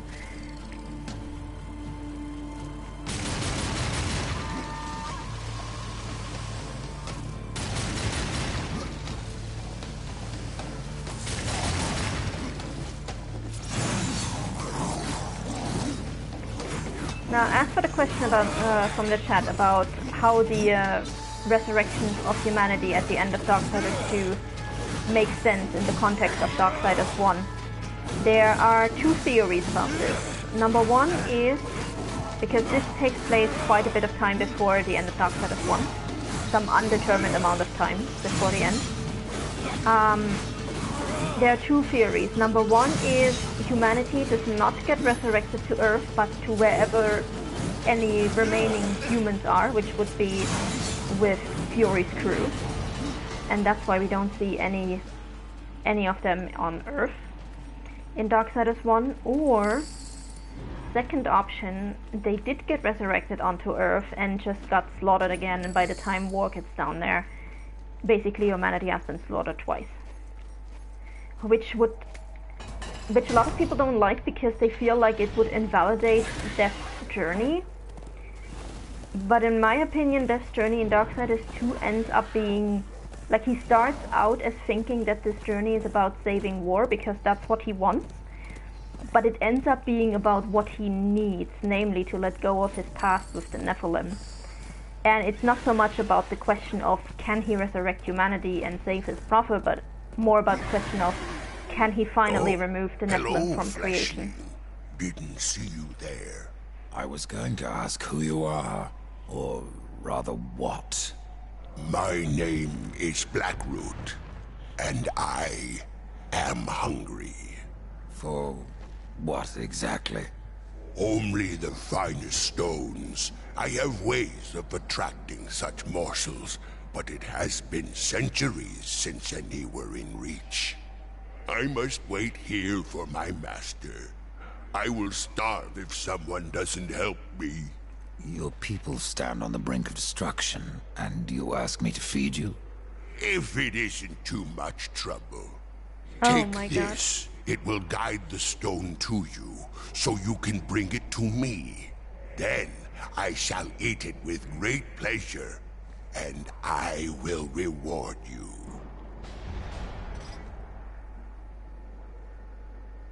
You eat? I am not like other constructs. In my form, life has taken root. It must be fed, or it will consume me. So this is actually kind of terrifying when you think about it. This is one of those fridge horror moments where it doesn't seem like a very horrifying thing at first, and then you think about it for a minute and you just go, oh shit. Because constructs are made of stone. So even if they do get a part of a maker's soul, they don't need to eat. They don't need to breathe. They don't need to drink. They don't need to eat.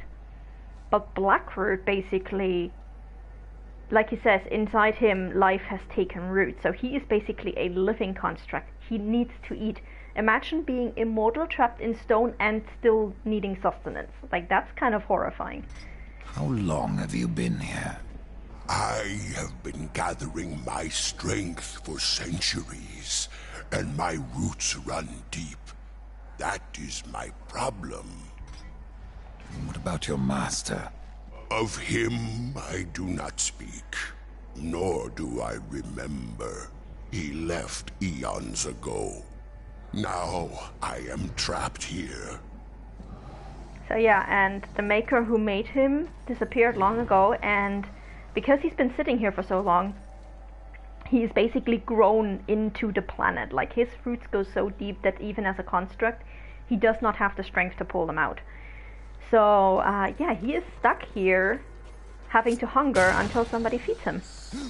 Poor guy. We are going to gather all of these stones, and we are going to hand them in eventually. It's going to take forever and a day, but we are going to do it.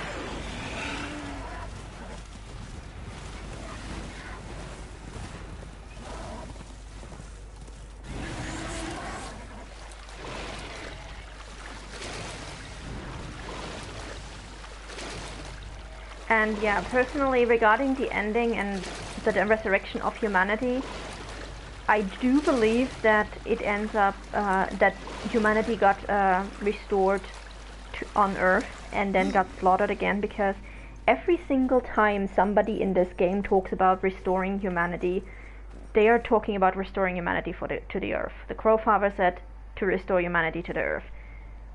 Absalom, who we're going to talk up to later, explicitly points out to Death that if he restores humanity, they will just get slaughtered again. So I think that's exactly what happened. Now this is another construct inactive right now, Oran. We will find a way to wake him up 2 dungeons from now. Well, actually 1 dungeon from now. And we will wake him up and we will do his side quest, because it is quite possibly the most uplifting thing in the entire Forgelands.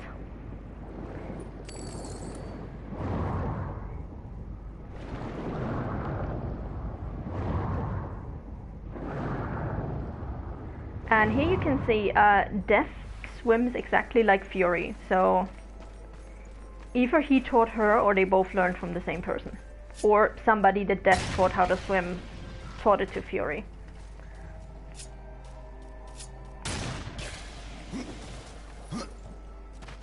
But apparently there was some swimming coaching going on in this family.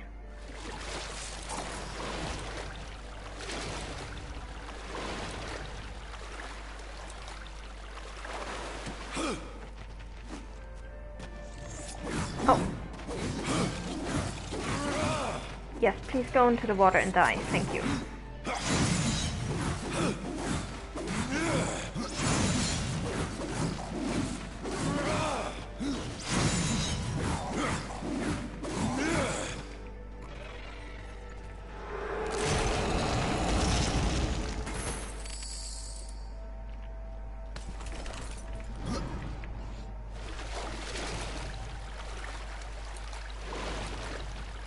Okay, this one we won't be able to fully explore until we have the death grip, so we're just gonna leave it alone for now.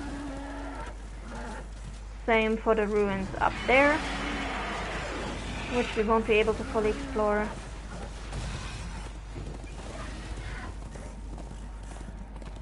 We can get a boatman coin over here, so I'm just gonna do that real quick. There we go.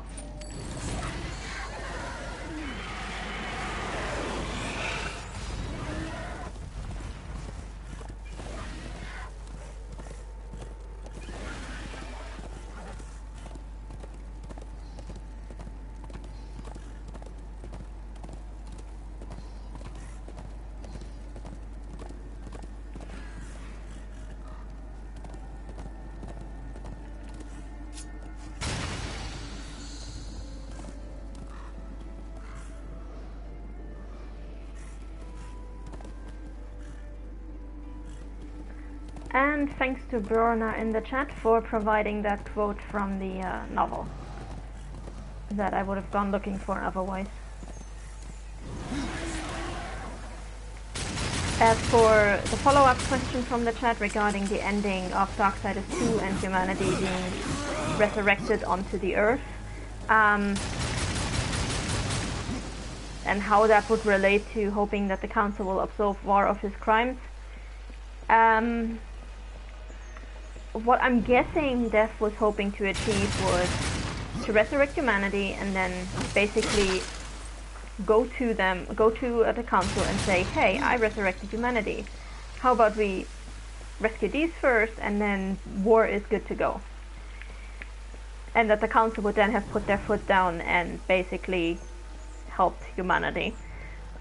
Which, according to Darksiders 3, we now know the council actually wants humanity dead. So it was never going to happen. That's the other thing. Like, even if Death had gotten everything that he wanted, restored humanity to the earth, himself there to tell the council about it and to see that war is exonerated, it would not have happened because the council did not want the horsemen and the humans alive and safe anyhow. They actually want everybody dead, so that mission was kind of doomed to failure from the very beginning, by no fault of Death, but, you know, just not gonna happen. I think I'm actually gonna need a health potion.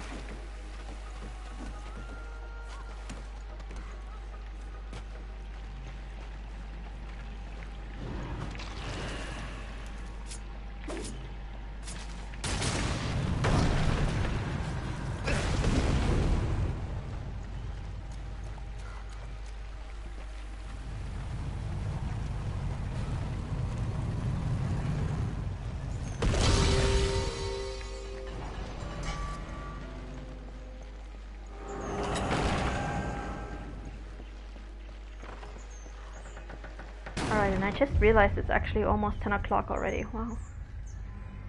Well, I guess since we're here, we are gonna finish the trench fort. Even if it's probably gonna take more than 15 minutes.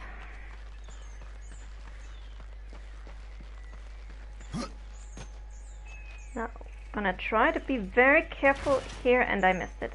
Fuck. I wanted to get that Book of the Dead page.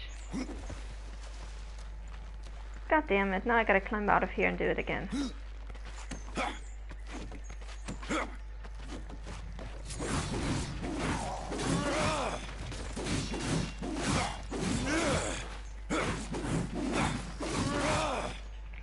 Yeah, go down there, I don't care.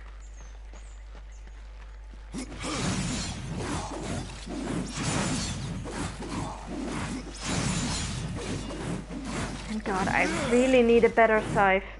This is just pissing me off so much. And I'm also just stingy enough that I'm not gonna go back to Alia and actually pay money for one. And I'm certainly not gonna go to Volcrum. He probably wants another Leviathan's tongue or something. Because, fun fact, in one of the comics, in the Death Store comic, Death comes to Volcrum asking him for a pair of scythes. And Volcrum's price for that is the tongue of a Leviathan. It's just like, I find scythes in every random corner of the universe, and you're charging me a Leviathan's tongue for them. Like, dude, what the fuck, actually. Alright, here we go. That's where I actually wanted to go.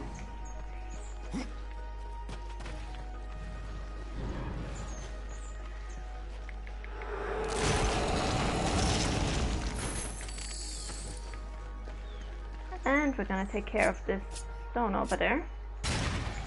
Boom.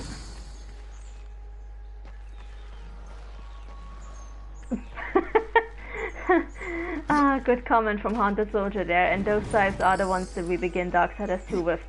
Probably. So basically the lamest of lame scythes. Oh. Oh right, I knocked 2 prowlers down here. Oh, I guess I'm gonna kill you guys after all. Okay. Cool, now we gotta get up here again. And actually move on with the actual storyline and the actual dungeon.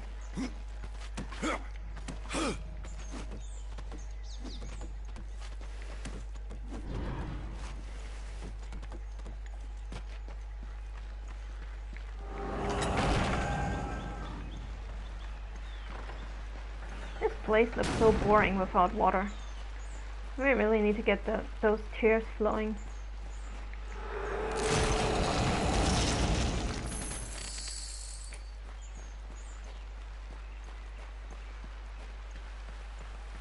Okay. Ah, goddammit.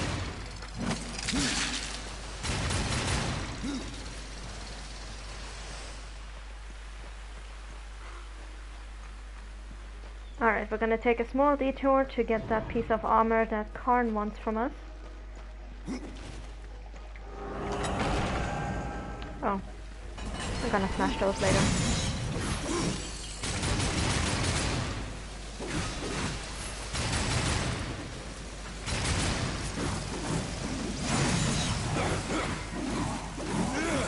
Yes, you can squish the stingers. You can instant kill them with the execution button.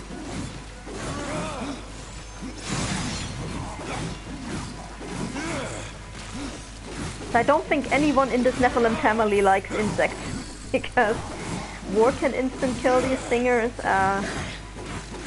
Strife in Genesis really does not like insects. And Death apparently also not. Okay, so here we have the Journeyman Helm. One of the lost Journeyman treasures, this warrior's helmet was forged by the Black Hammer, so Ulfane, eons ago, Ulfane, eons ago, and given to his brother Thane as a special gift. So, on one hand, heartwarming, but also, when you think about it, one of them is called Thane, the other one is called Ulfane. How unimaginative were those parents? Like, what happened there?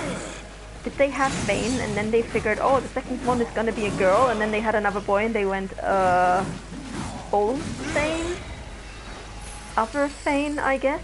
Like, is it like a Thane and other Thane kind of situation?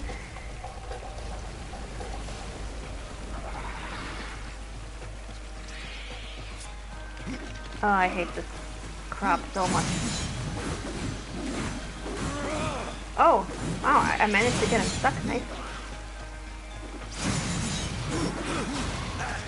Ouch. Ow, ow, ow, ow, ow. Dodged a little bit too soon there.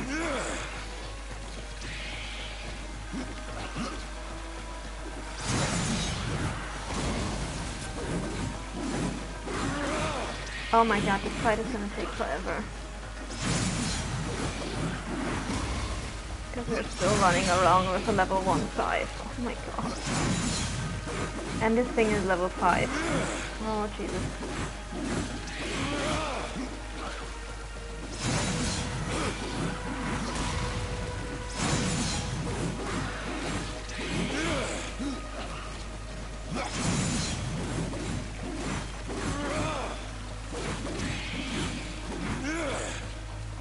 Alright, well, halfway there. Hooray.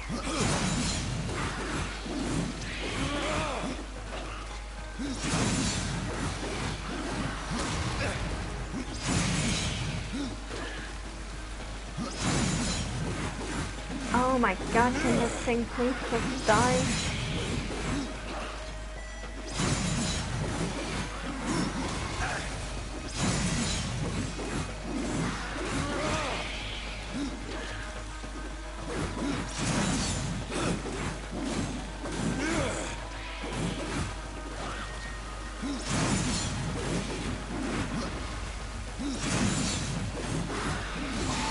Oh, finally, there we go.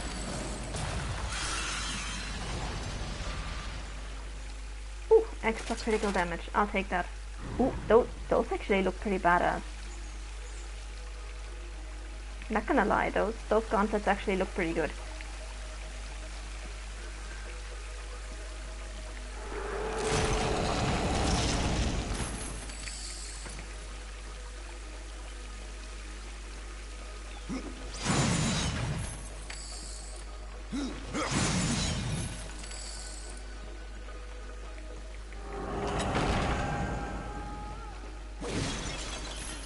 Now I just need to get my health potions back and I'll be happy. And of course I need a new scythe. Dear god. I mean, I love these scythes, I love the design of them, but we are level 4 by now? Level 5 actually. Well, we can finally equip this on the bright side, but I could really use a new pair of scythes, please.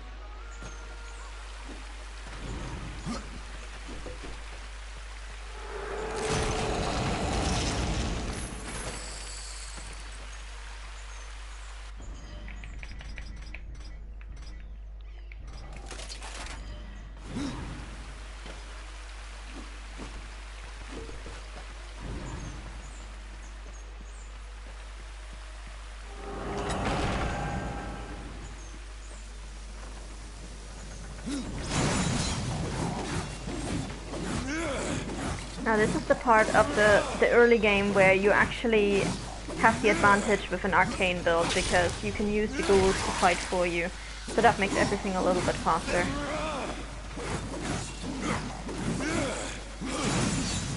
That said, if you do have an arcane build, chances are you will go through wrath potions so fast.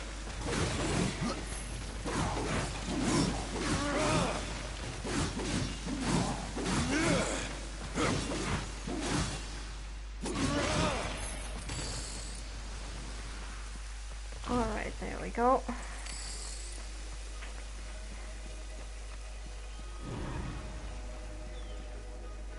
Yeah, Harbinger is, for me personally, the Harbinger build is more fun than the Necromancer build. Mostly because I don't usually punch people in real life, so I do like walking up to them and just punching them in-game. So I am always for the melee build. Always. Or in this case, cutting them up with scythes. Let me take out my real-life frustration on pixel characters. Whereas with Necromancer, what you're basically doing is you're just summoning all your ghouls and such, and then you're just standing back and doing nothing. And on one hand, it's very amusing to watch everything just die around you, but on the other hand, it also gets kind of boring. And usually your defense as a Necromancer will be so low that if you do get hit by something, it's going to take off a very significant chunk of your health. So Harbinger is a bit more reliable, in my opinion.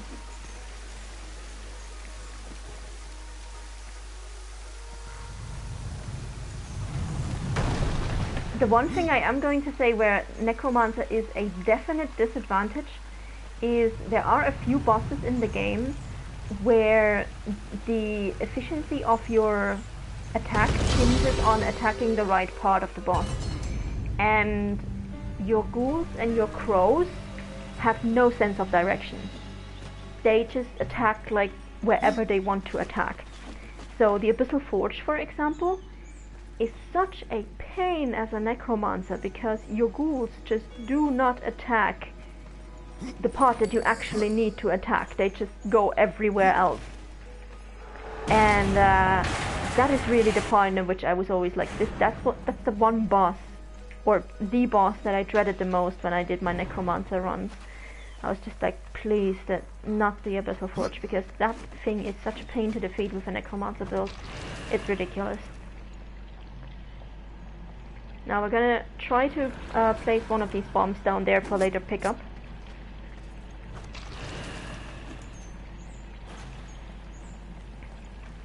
And I do really prefer a Harbinger, and especially the Unstoppable Harbinger, because you just basically slap on some extra strength, critical damage, and critical chance, and you can mow down everything.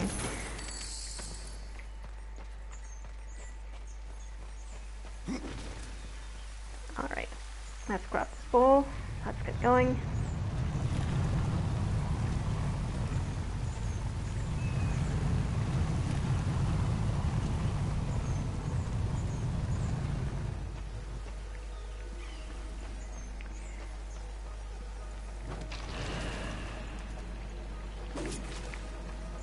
Okay, place the bomb and let's go.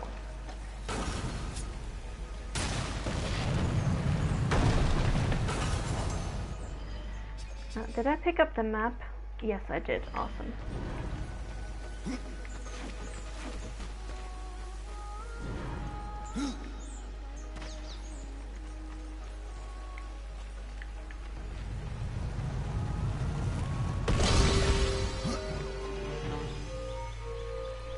Alright, there we go.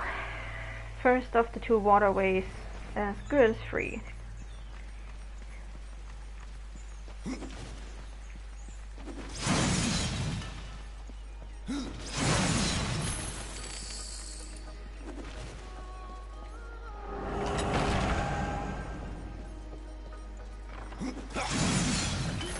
Ooh, mana potion. Take it.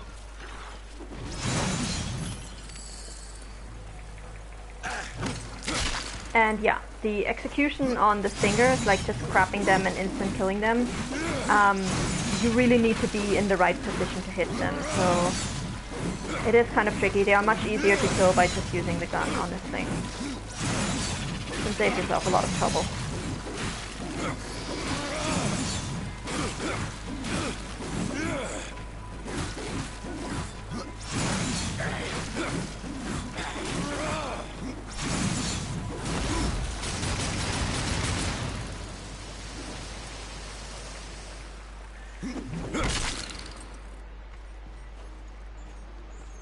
What's that? Cloth. Can someone or something please drop a scythe? God damn it. Any scythe, like I don't even care if it has arcane on it or anything. Or if it's just a boring white scythe, but please just drop a scythe, God. Just want a scythe.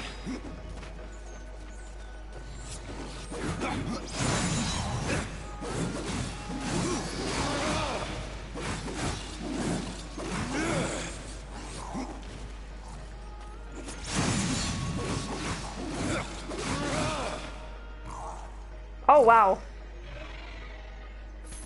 that was beautiful.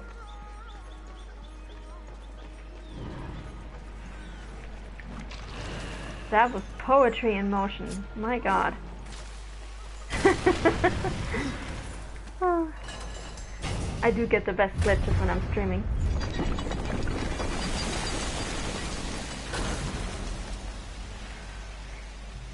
It reminds me like when we did the Genesis stream and I managed to get War's head stuck in a bridge. That was amazing. I always get the best glitches on stream.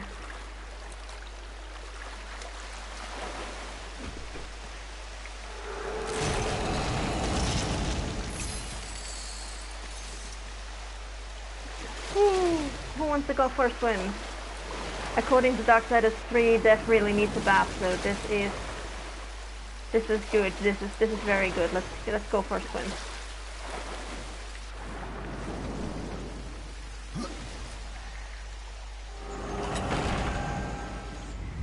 All right. Whew. Yeah. So technically we've already reached our 2 hours for today, but I don't want to leave this dungeon unfinished, so we're just gonna finish this.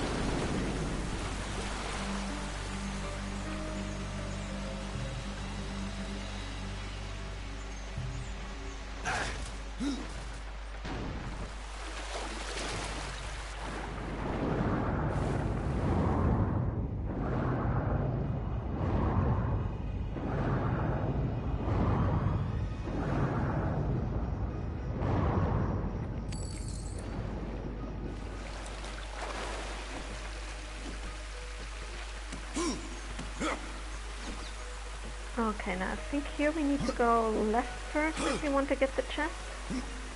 Yes, awesome.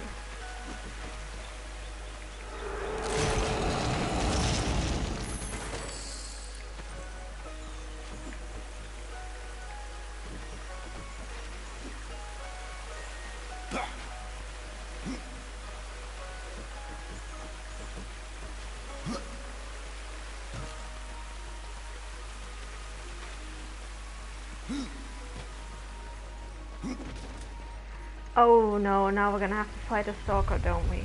Yeah. Alright. Alright then, see you later, Hydra. See you tomorrow or whenever. Have a good night.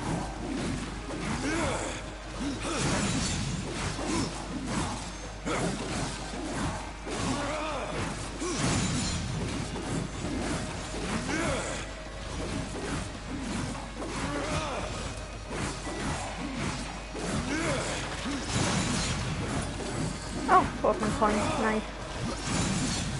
Saves me the trouble of having to pick that up after the fight.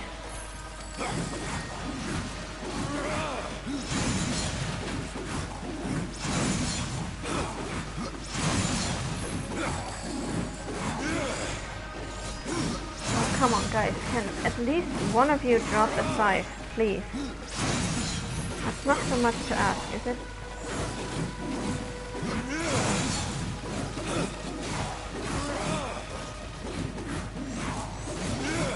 I swear, if we are not getting a scythe in this dungeon, I'm just buying one from Alia, because this is getting ridiculous.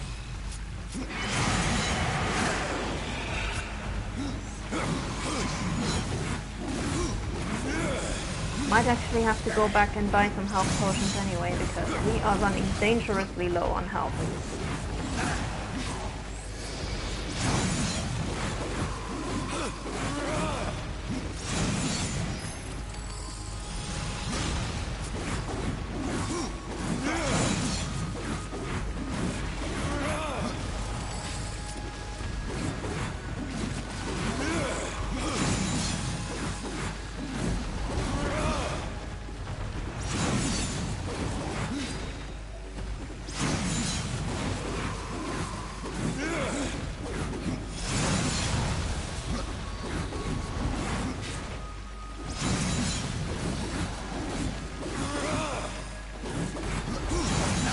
Ouch.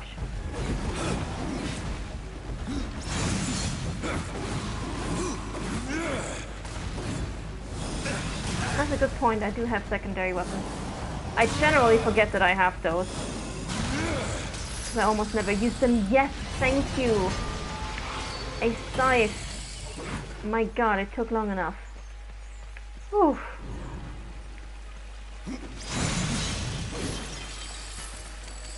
Also, I hate dodging with the secondary weapons. Like, somehow I never manage to time my dodges correctly when I use secondaries. So I try to avoid them whenever I can.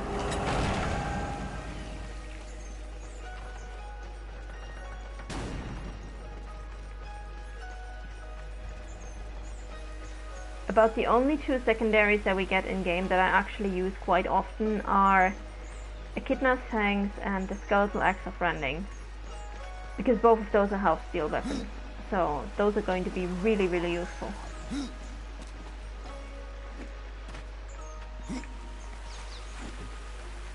Now, we're just going to jump over there and get a Book of the Dead page.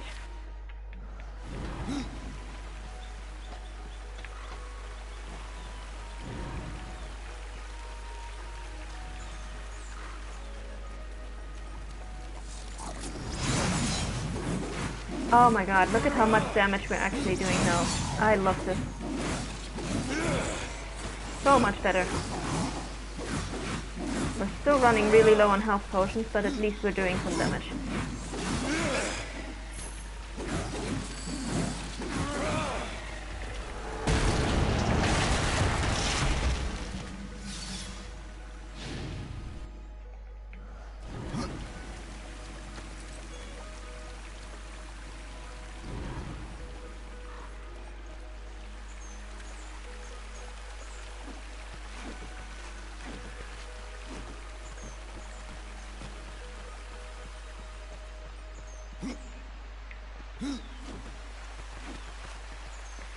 Alright, there we go.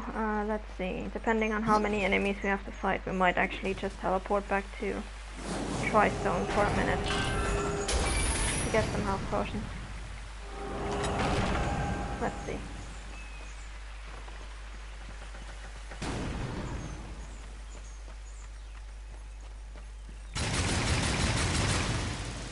You guys I can take no problem.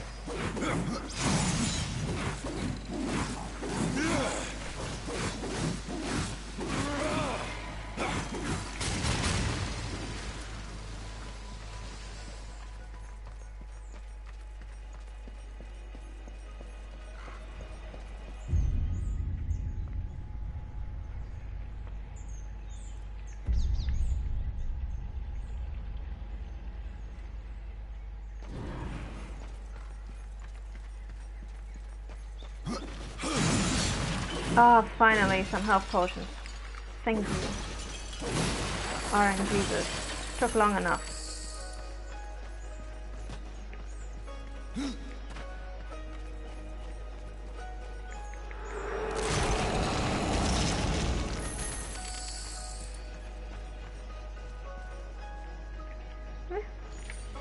Don't have any other talisman, so I will take it.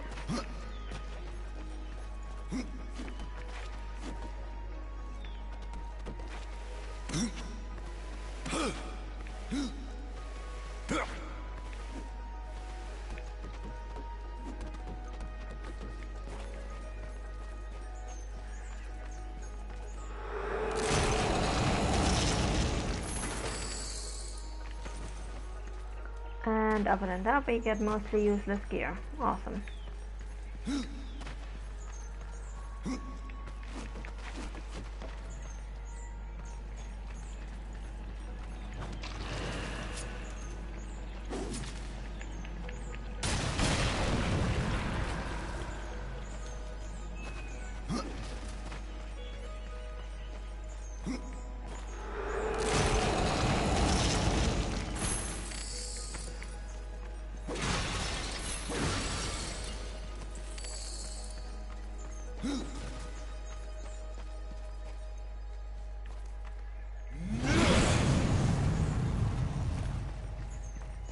Oh, stay up there. Don't you dare. I swear to God. If this ball had rolled back down there.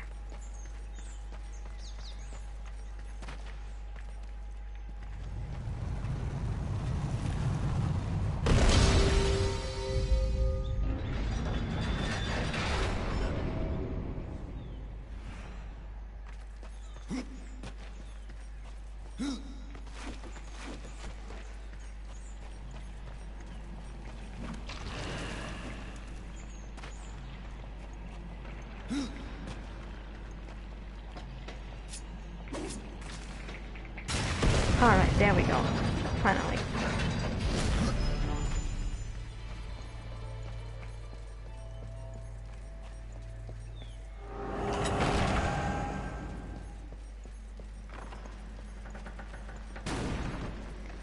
Ugh, stinger hide.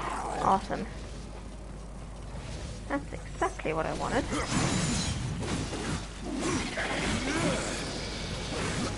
Yeah, we are definitely going back to the city before we fight the boss for this dungeon, because I am not going in there without health potions.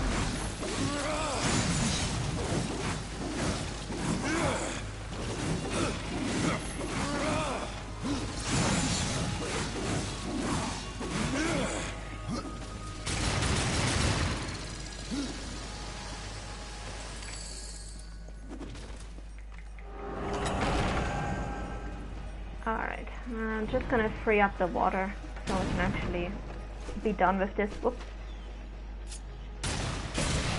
There we go.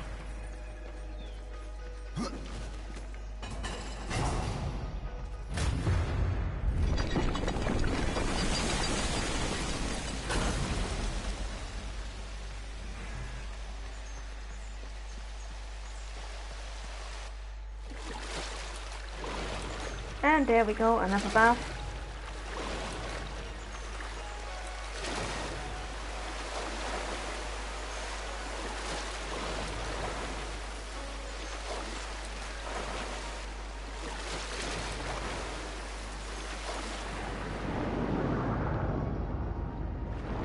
another boatman coin up here, so I'm just gonna get that.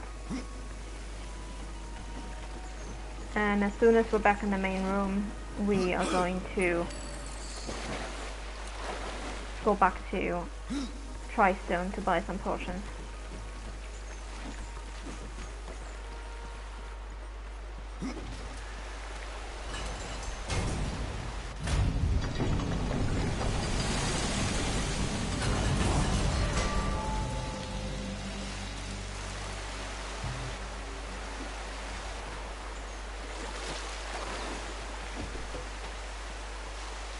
I think this way?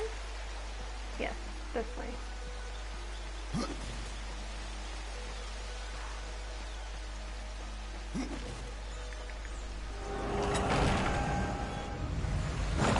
Alright, here we go.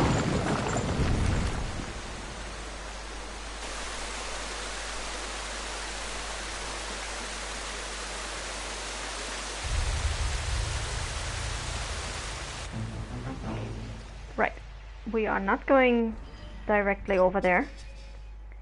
We are going back to Tristone, and this will basically leave a marker in the dungeon, a waypoint in the dungeon, so that we can teleport back directly to that spot, which is going to be really useful for us, because then we don't have to get back to that point.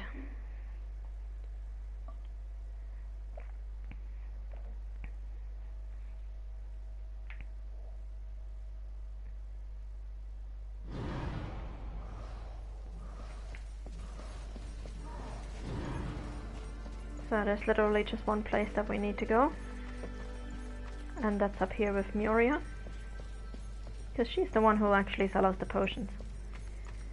I'm just wondering how many we're going to buy, if I'm going to buy all 5 that she sells. There are new talismans for you to browse. First of all, let's sell some stuff. My thanks.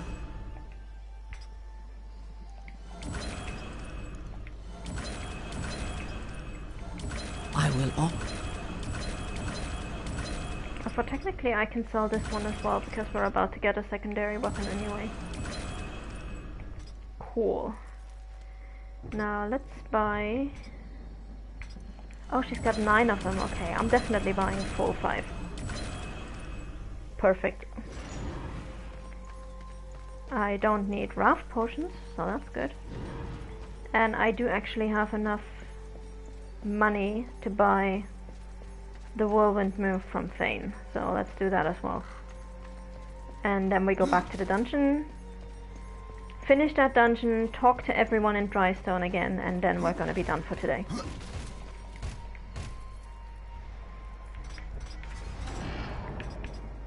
So we want to go all the way down there.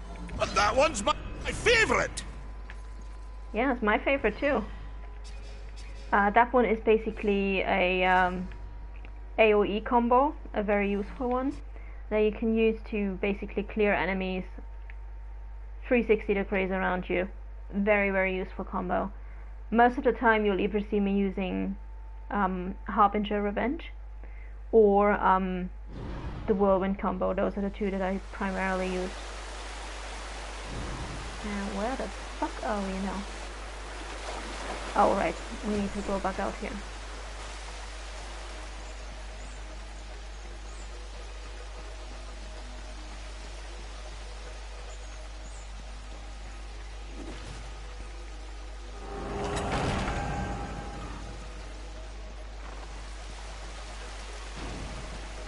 Alright, over there.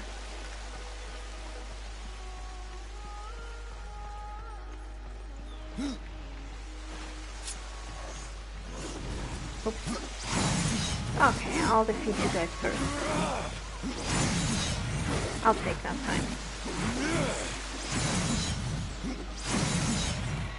Oh, nice.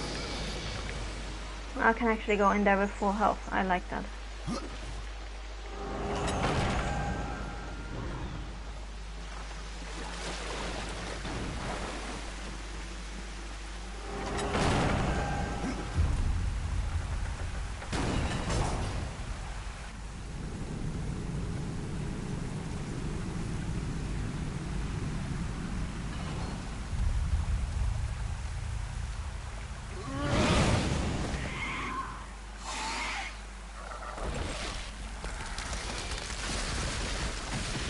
Alright, this is Karkinos.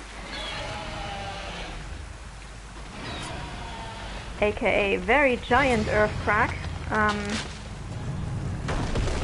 We are actually going to... We're going to push that, but we are also going to take care of this one first, because otherwise it's just gonna annoy us forever. So you always want to take care of the small ones first, or they will shred you to pieces.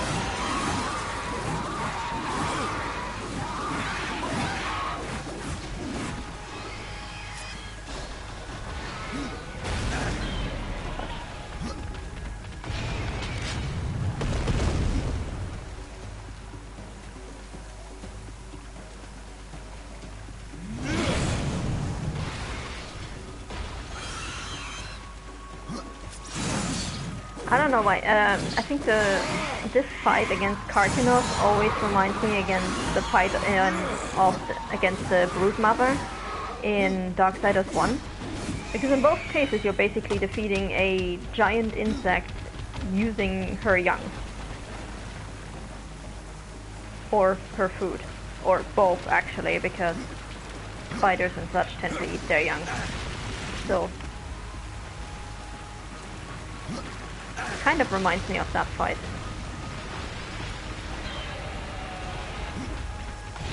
Alright. So, where is the ball? There it is. Or the egg, I should say.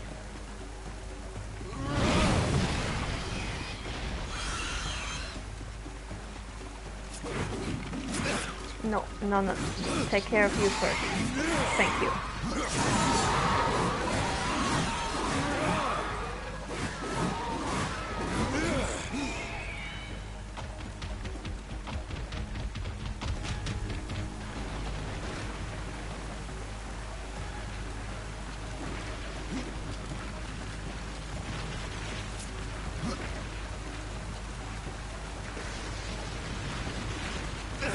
Ouch.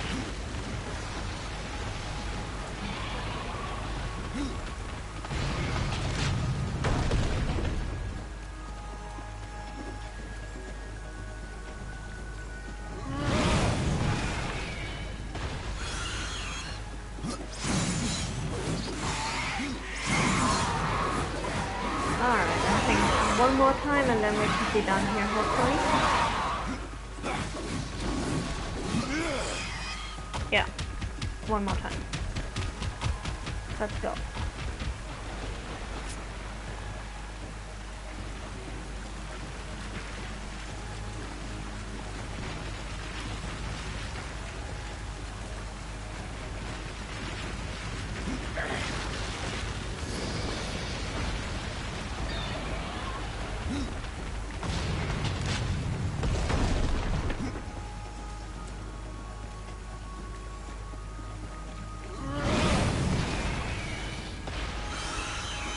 Alright, nearly done.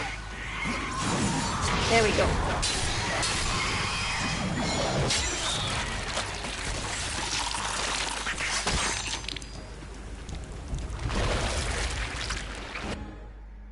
The Masher of Karkinos. According to legend, this hammer was recovered from the hoard of a mighty sea dragon. In Greek mythology, Karkinos is actually a sea dragon. This weapon was, if I remember correctly, this weapon was wielded in savage battle at the fortress of Karkinos, and it was several thunderous blows from the hammer that finally broke down the gate. Named the Masher of Karkinos, this weapon strikes critical blows more often and unleashes devastating critical strikes upon the enemy.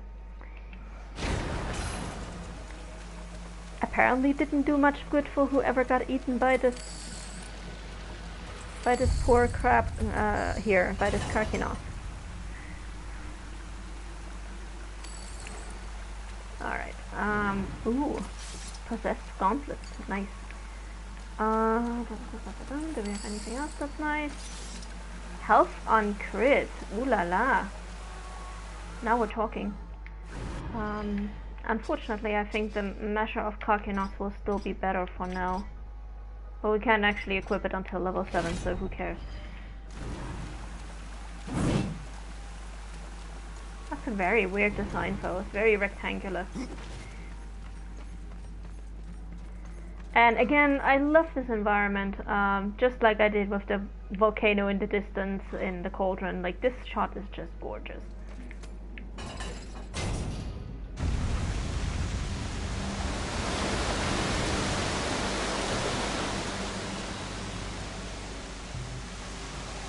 Alright, time to go back to talk to everyone, and then we are done for today. So let's go back to Tristone. And actually, one of the most interesting Maker dialogues that we're about to hear is actually very easy to miss if you just follow the main storyline. So before we actually go and talk to Alia, who is exactly whom we're supposed to talk to, we are going to talk to Thane. And he's going to have a very nice, interesting little tidbit for us.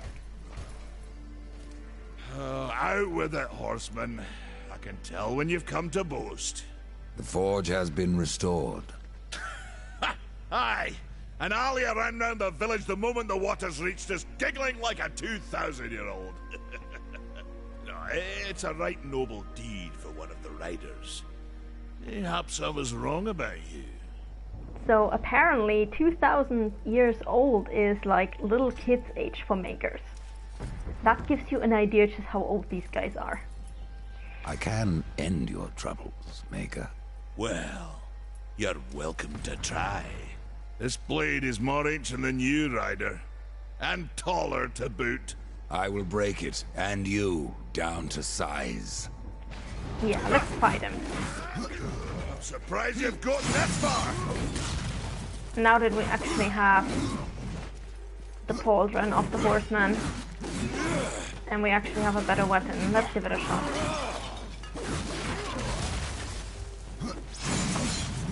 The battle is far from over!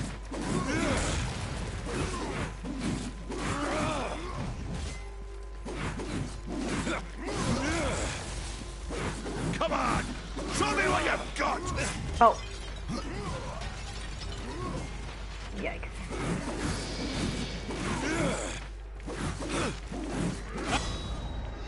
Ah, there we go. The unstoppable Reaper form allows Death to inflict and sustain huge amounts of damage, kill enemies with Reaper attacks to gather Reaper energy.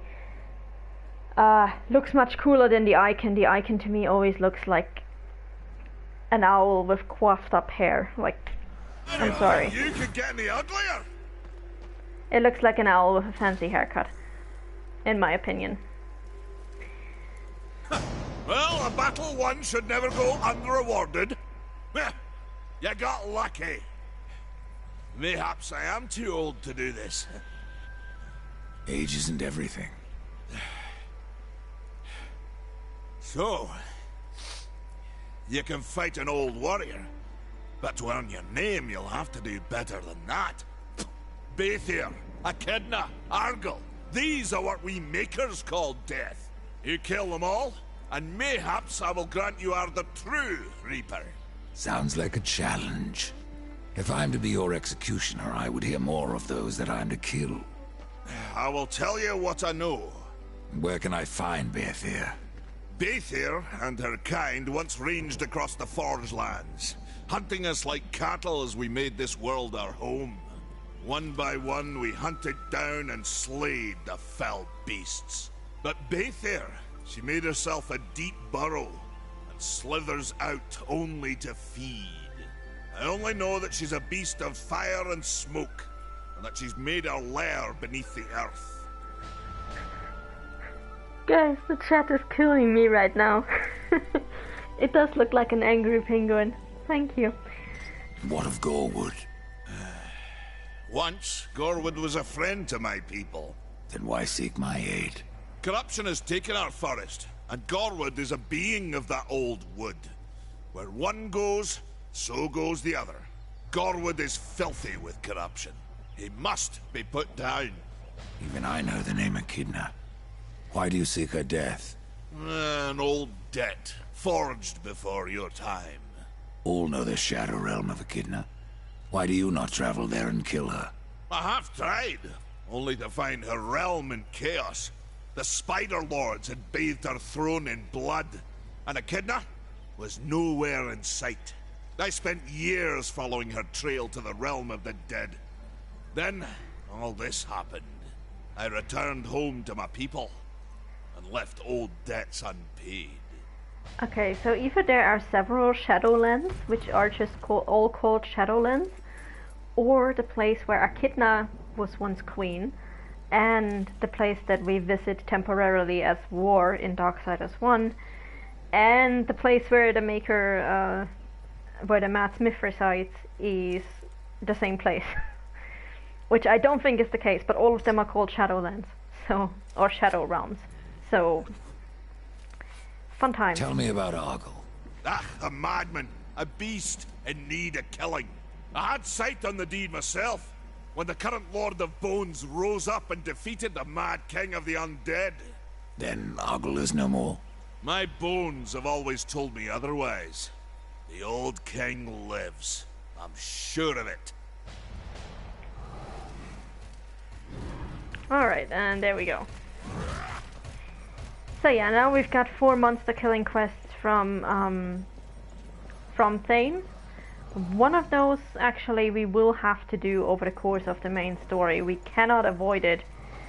The others, we are going to do as side missions much later in the game.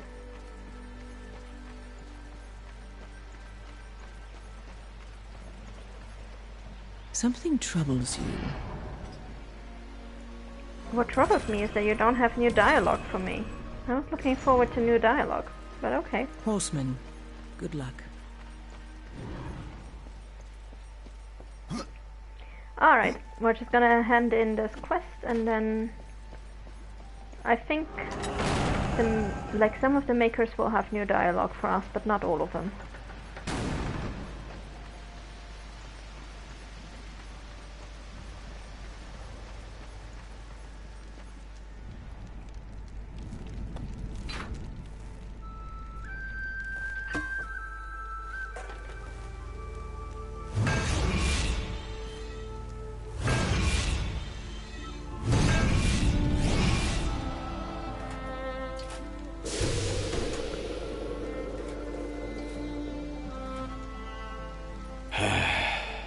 It is finished then, at long last.